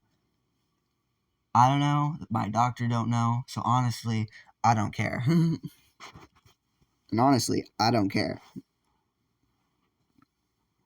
Okay, whatever. Okay. Second question. He's like,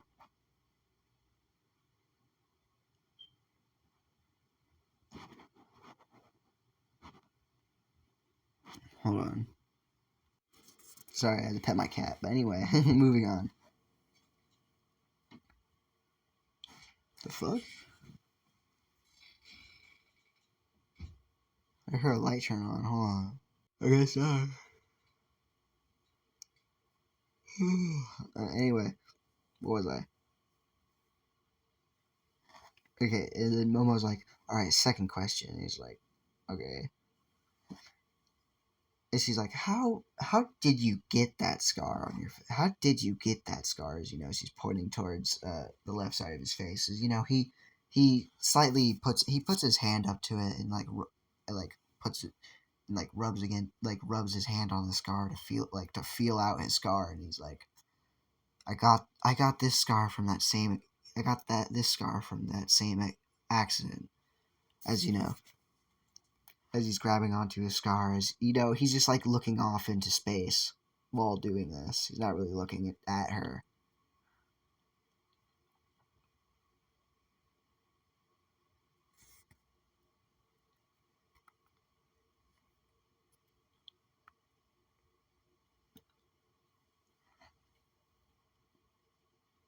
As she's like, really? Then do you know the exact? Is really? Do you know the exact way you got it? And he's like, for. And she's like, well, for what the doctor told me, they found my body out just right outside, just right outside the cars, badly wounded and next to, and they said I was next to some sort of I was next to a large pile of glass, and they assumed that what it was is that one of the glass ended up cutting me open right there, cutting right through there. That's what they assume it was, but I don't know. But we're not too sure. But there's no real way of saying for sure.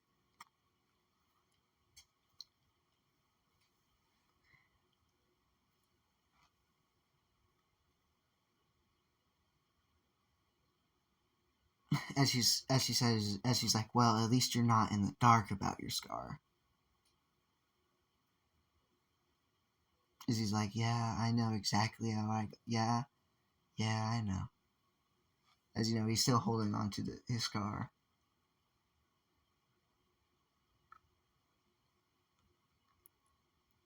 As you know, Bomo is kind of reading the atmosphere right now. He's like, as he's like, oh, this was a bad question to ask. She's like, oh, this was a bad question to ask, wasn't it?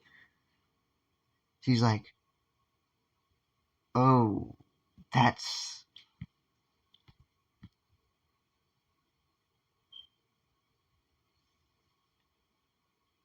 And she's like, oh, that's how you got, that's how you were orphaned, weren't you? As you just hear from, you just silence from Izuku, and then all of a sudden, damn, I got really into that. I didn't even notice my brother shaking the fuck out of the bed when he was moving in his sleep. I was like, what the fuck? I noticed it like 5 seconds afterwards. Sorry, I got really into that. He's like, it was just pure silence from Izuku. Then all of a sudden he said, "Bing bong, ding dong, bing bong." He's like, "Bing bong," right on the target.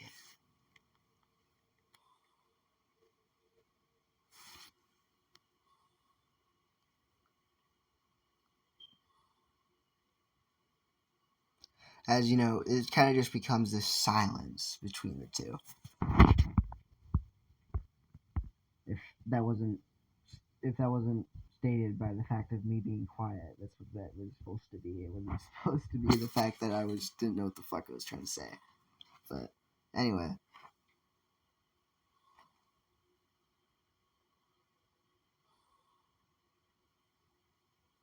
as you know, but Momo doesn't really fucking know what to say anyway.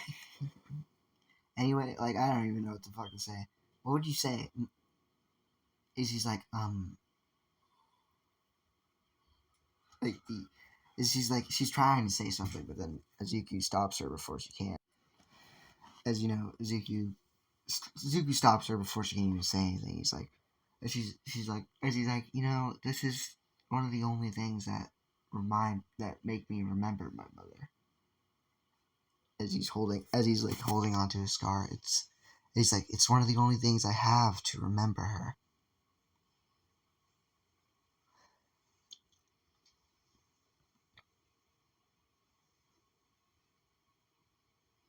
As you know, Momo's like,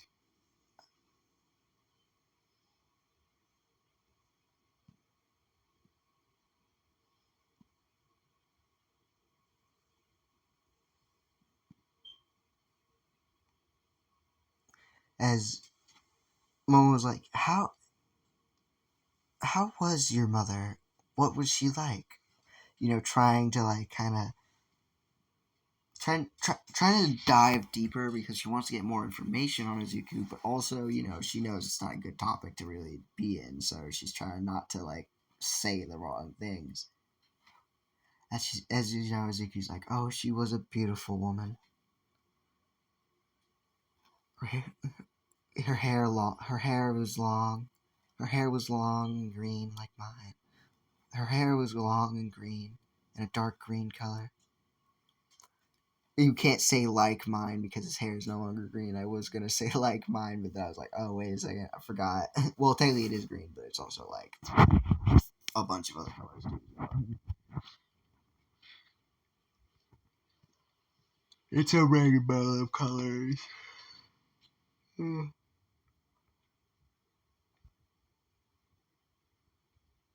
But anyway,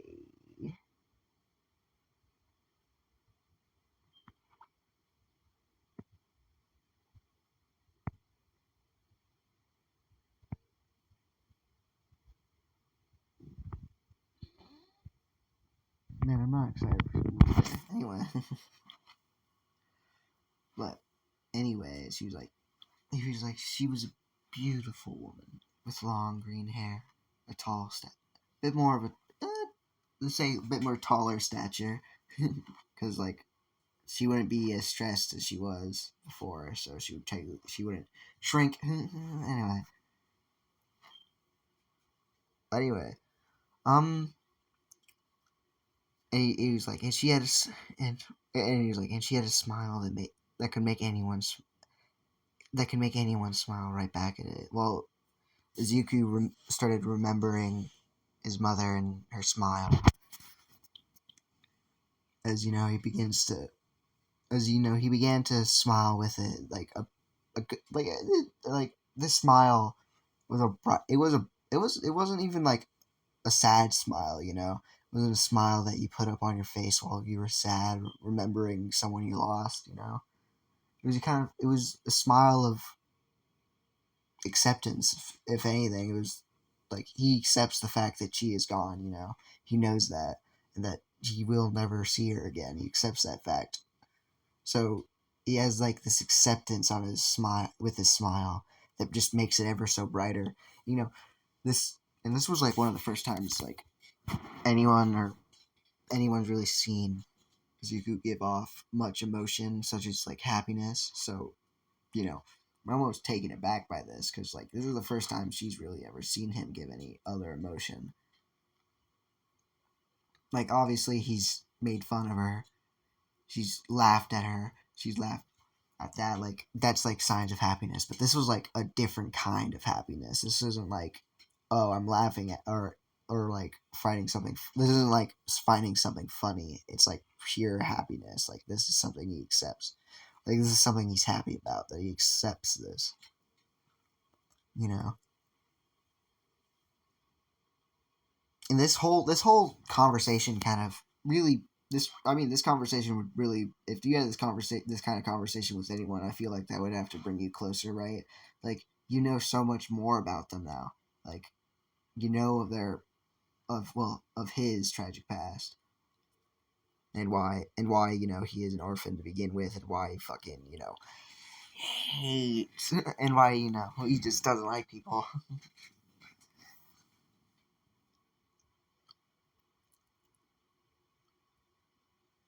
Like Izuku really doesn't care about anyone else. He really doesn't. he really doesn't. Only person he really cared about back then was his mother.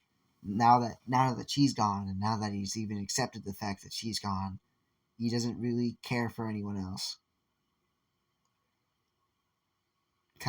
He's kind of just living his life alone, and he's completely fine with the fact of living his life alone. He doesn't care.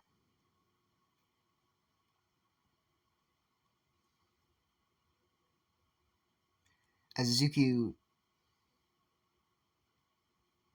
as Izuku then turns to Momo, still with the same smile on his face, is like, "Well, is that it for your questions?" And she's like, "Yes, that'll be it for now. That'll be it for now." As the bell rings, as then they both get up and start heading towards class.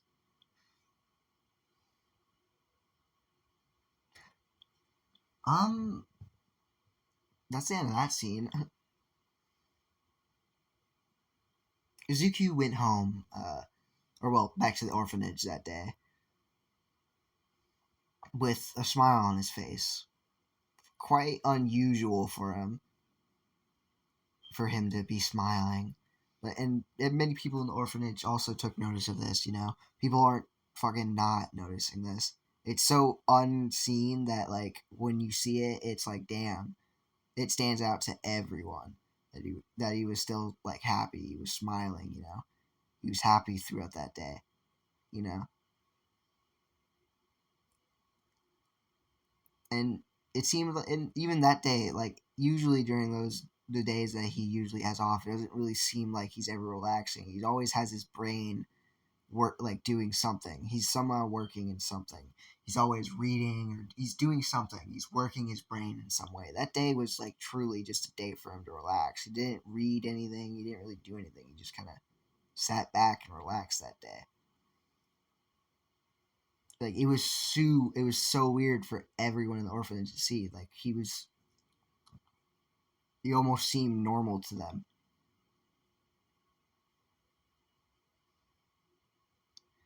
But that's for like a day. The next day he's back to normal.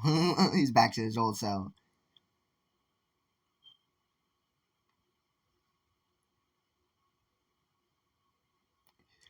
Right back to his old self.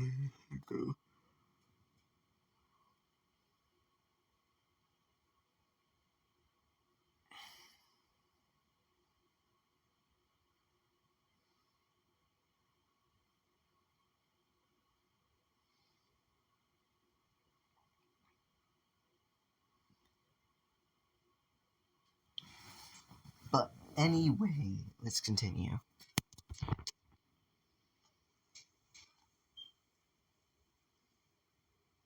So again, from as I said, from this kind of just made their bond stronger. Their kind of bond stronger. They less hate each other now. They're more on friendlier terms now. But obviously, they still have their rivalry that's going on. So, but anyway, from that time, some time does pass between them. Obviously, they've grown to be more friendly. friend-like, but not like friends. But not friends. Or at least Momo wouldn't consider it friends. Maybe Izuku would consider friends, but Momo no. More like helpful acquaintance. Helpful rival.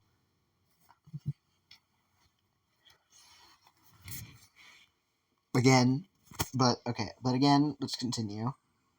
But again, throughout the rest of the year, Izuku gets first place every single time. Izuku, one hell of a smart motherfucker. He not playing around, bro. There ain't no way Momo getting past this bitch. Izuku fucking destroy this, just like, damn. Every time he gets above her. And it's like, I would hate that. I would hate that. I would hate that so much. Every single time you do like, I'm not saying that Momo wouldn't get 100% on it, but like, let's just put it in like perspective, because technically I'm not going to say like every single test has like extra credit that she missed but he got. So like, let's say like she misses like 1 or 2 questions on one exam. That would suck. Like, if someone gets it right every single time, all of them right every single time, so he's always at 100%, so he's always at first, and you're always getting one wrong. Like, god damn it. That would suck. I would hate that. Luckily, I'm not that individual. I'm actually technically the person all the way at the top, but we don't talk about that. Well, at least in my geology class, I'm the guy all the way at the top. Or, well, actually, technically not even one. I am technically the guy at the top. I think my grade is not at the top of the class, but my intelligence is at the top. I do shit at doing homework. But you get my point. But anyway, well, let's continue. Actually, we could probably end it there. I don't. Hold on. Okay, but yeah. Anyway, we're now going to be on like our last. We should be on now our last year. I'm going to continue to go for the next like 30-ish minutes, maybe. Hopefully 30 more minutes. That's like our maximum, but you know, I'll try to go on for a little bit longer. Okay, guys.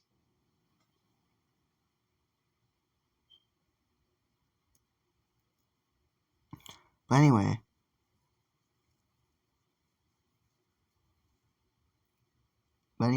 so one day during this, like somewhere at the start of this year, of this new year of school, Momo's walking around the a premises after school.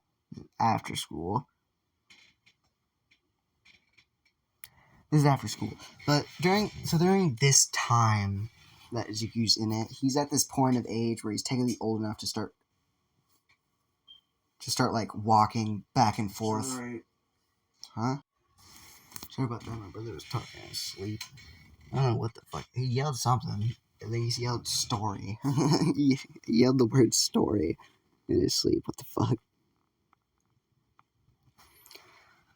But anyway, this is after school. And by this point, Izuku's capable of just walking back and forth from the orphanage. He doesn't have to take the bus. It would be better if he did, but he prefers to just walk anyway. Because it's more by himself that way. So he prefers to do it. So he does it sometimes. So he only does it like usually on the weekend because, well, you get out earlier on the weekend. Oh, sorry, not on the weekend, on Fridays. But I don't know. Maybe Japanese don't do the early releases on Fridays. I don't know. Maybe they don't. I don't know, man. I don't live there. So like, let's just say it goes by that, and so yeah, he just walks home. He just walks home those days. He just walks home on Fridays. So during this is usually like the time when Izuku will take a deeper look into the library. this is usually like during a time where you take a deeper look into the library, just look for more instead of just like, because usually the only time he really gets is lunch to really look through the library, but he can also just now he can do it at the end of Fridays. So we can take a look through their selection and choose a good one he hasn't read yet. Blah blah blah. Or choose one that he thinks will be good that he hasn't read yet. But anyway,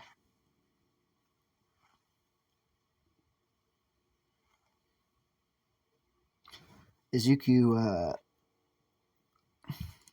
But anyway, Momo's walking around the premises. Says, she comes to the classroom. She comes to the classroom after just check. Let's say she just came back from checking out a book from a library.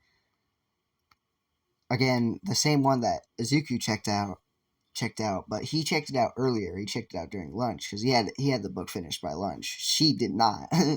She had a book finished by lunch. She did not. So now they both should have the same book.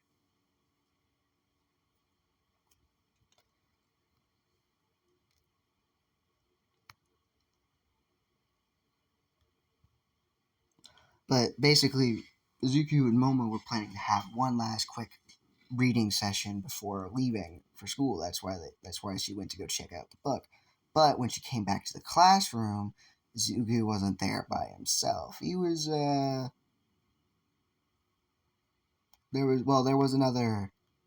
there's three other people there.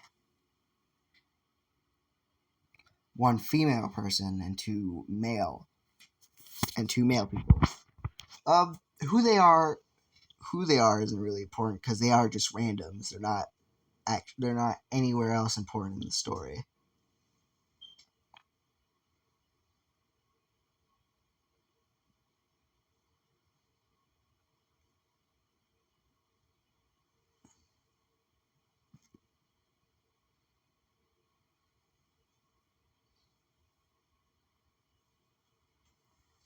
But they seem to be surrounding Izuku. And they all seem to be talking to him, but Momo doesn't really know what they're talking about.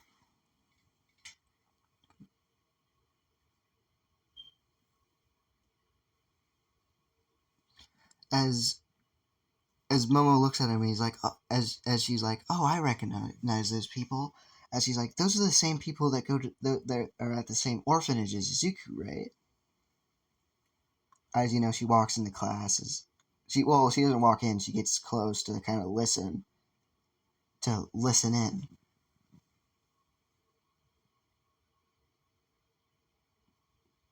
As one of the males is like, Izuku, what are you doing? As Izuku's like, what do you mean?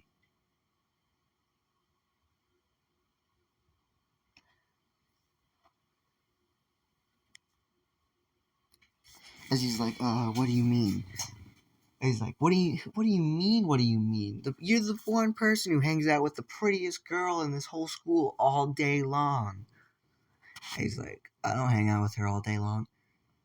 And he's like, you sit next to her, don't you? And he's like, yeah, but it's not like I'm hanging out with her.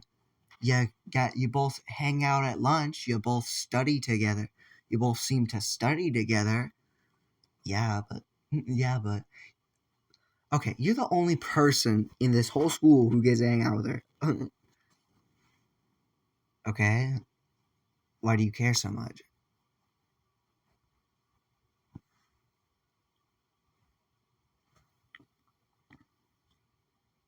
The guy's like,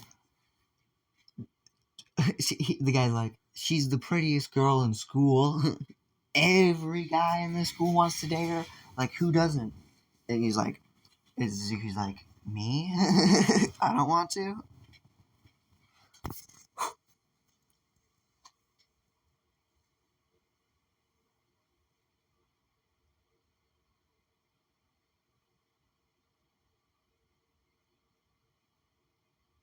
Now,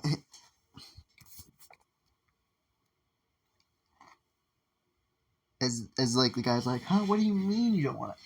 Huh? What do you mean you don't want to? And he's like, okay, don't say what okay, okay. He's like, okay.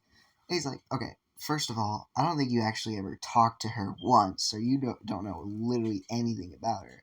But I want to date her. I want to date her. Nah, nah, not me. Not me. Not me. I want to date her. He's like, I wouldn't. As you know, this mom was out there and she's like offended by this. She's like, you. She's like, I thought. She was like,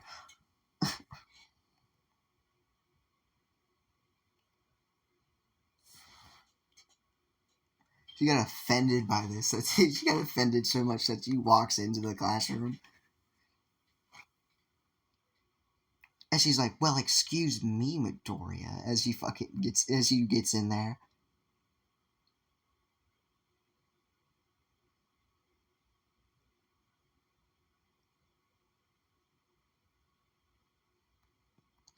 as she she's in the classroom. She's like, "Well, excuse me, Midoriya. I'm sorry, I'm not worthy of dating you." And she's like, as he's like, how? And he's like, "How long have you been there?" So the three students are like, "Where the fuck did she come from?"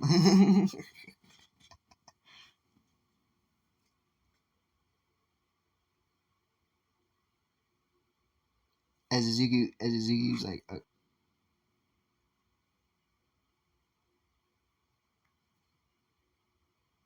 as you know, Momo comes over to Izuku and like grabs him and basically pulls him out of the chair, and he's like, "You're coming with me." As he's like, "You're coming with me." As Izuku just like, okay, as he's like, okay, as he's just because he's like, he can't really do anything. He's getting dragged by, he's just getting dragged. He gets dragged out of the classroom. He's like, he's just carrying all this stuff. Three students are like, well, they're gone. Well, they're gone. Anyway, let's go back to Momo and Izuku. Now, Momo and Izuku are walking, well, kind of just walking. They're not really walking a particular direction. Well, they're walking towards his orphanage.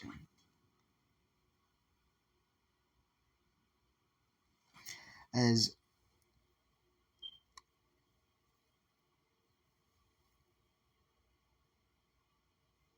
like it's silent right now, and you know he's like,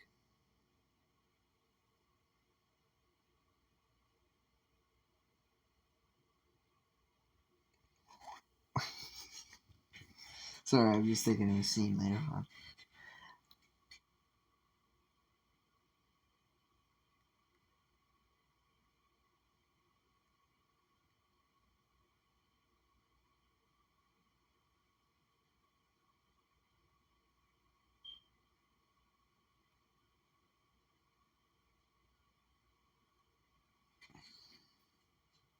As sorry, I was just thinking. Sorry, oh my god, why was I thinking so much? I was like, damn. I was like, damn. Okay, hold on. But while they're walking, while they're walking, Izuku's like, Izuku's so like, Izuku's like, so he's like, so why'd you help me out back there?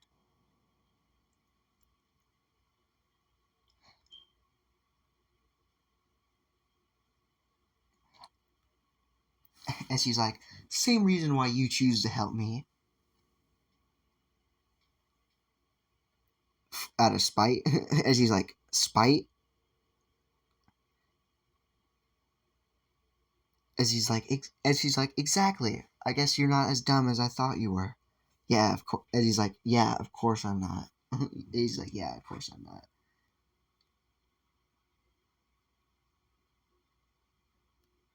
As then all of a sudden, just slam. Momo's basically pinning Izuku against the wall, and you know Momo's taller than Izuku, so it's like, it's like, how tall is Momo? I don't even know how tall she is. I know Izuku's 5'5", but I don't know about Momo. She could be like 5'7", maybe 5'8". I don't know. But all I know is that she's taller than Izuku, so or maybe not. I don't know. I haven't really. I'm now that I think about it, I don't really have them both standing side by side. I mean, I do have Todoroki and him standing side by side, or kind of close at least. So, and I got Todoroki and her standing close at least. So he ain't. I mean, she taller than him definitely, but like definitely not, but not like a huge amount. It's not like she's like a head taller than her. I mean, wait, what? Her, him. It's not like she's like a head taller than him. Maybe. I'm trying to think. Like I'm trying to think of a picture between like of Momo and Izuku standing next to each other. Now I know how tall Izuku is, but I can't like put like an image in my brain where his height is. You know, I can't put an image. I can't. I mean, her height, not his. But all I know is that she's taller. So she taller. So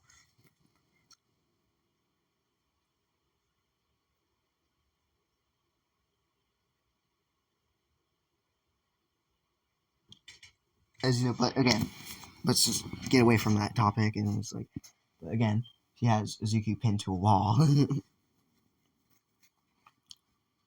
This is all of a sudden. So Izuku's like, what the fuck? Izuku's like, what the fuck? As you know, Momo's like, you really wouldn't date me? And he's like, huh? And he's like, huh? He's like, you really wouldn't date me? And he's like, this is what this was about? He's like, this is what this is about? I mean, what else? I mean, I am, as they said, I am the prettiest girl in school, so. So you're mad that I won't, you're mad that I'm saying that I wouldn't date you?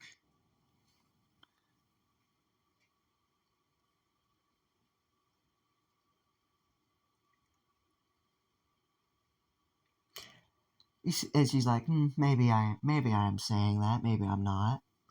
And she's like, and he's like, why? And she's like, why?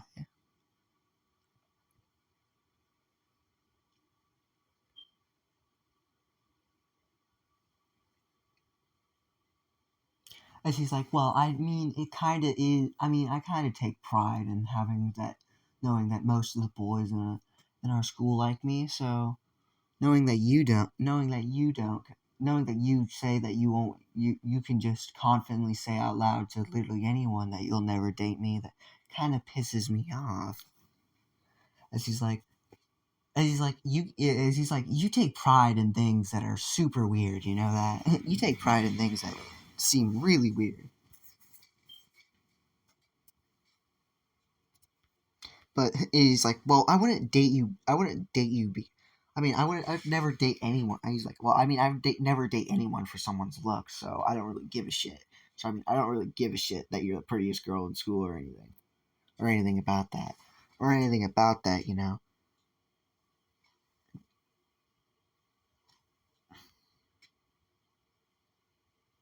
it's more of your personality I don't like. It's more of your personality I don't like. You're a little too rude for me, but you're a little too rude for me.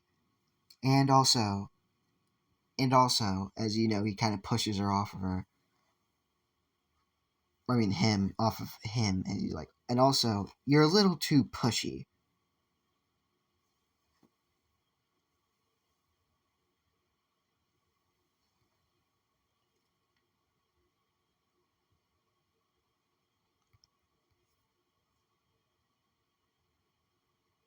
As he's like, really, Midoriya?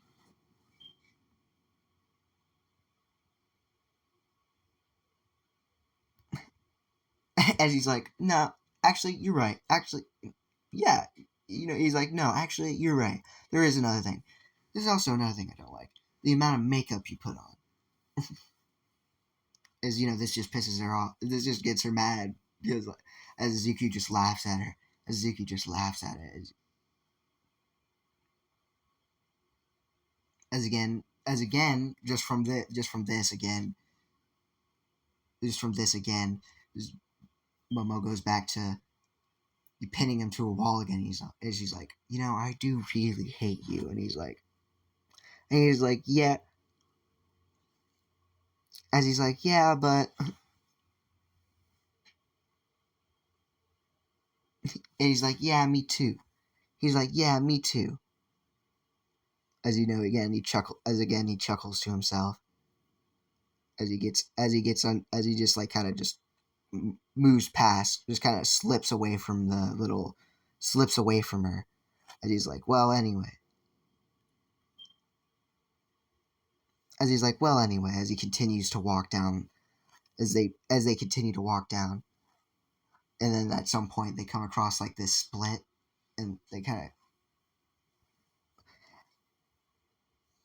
Well, anyway, they come across this split, and he's like, "This is the time where this is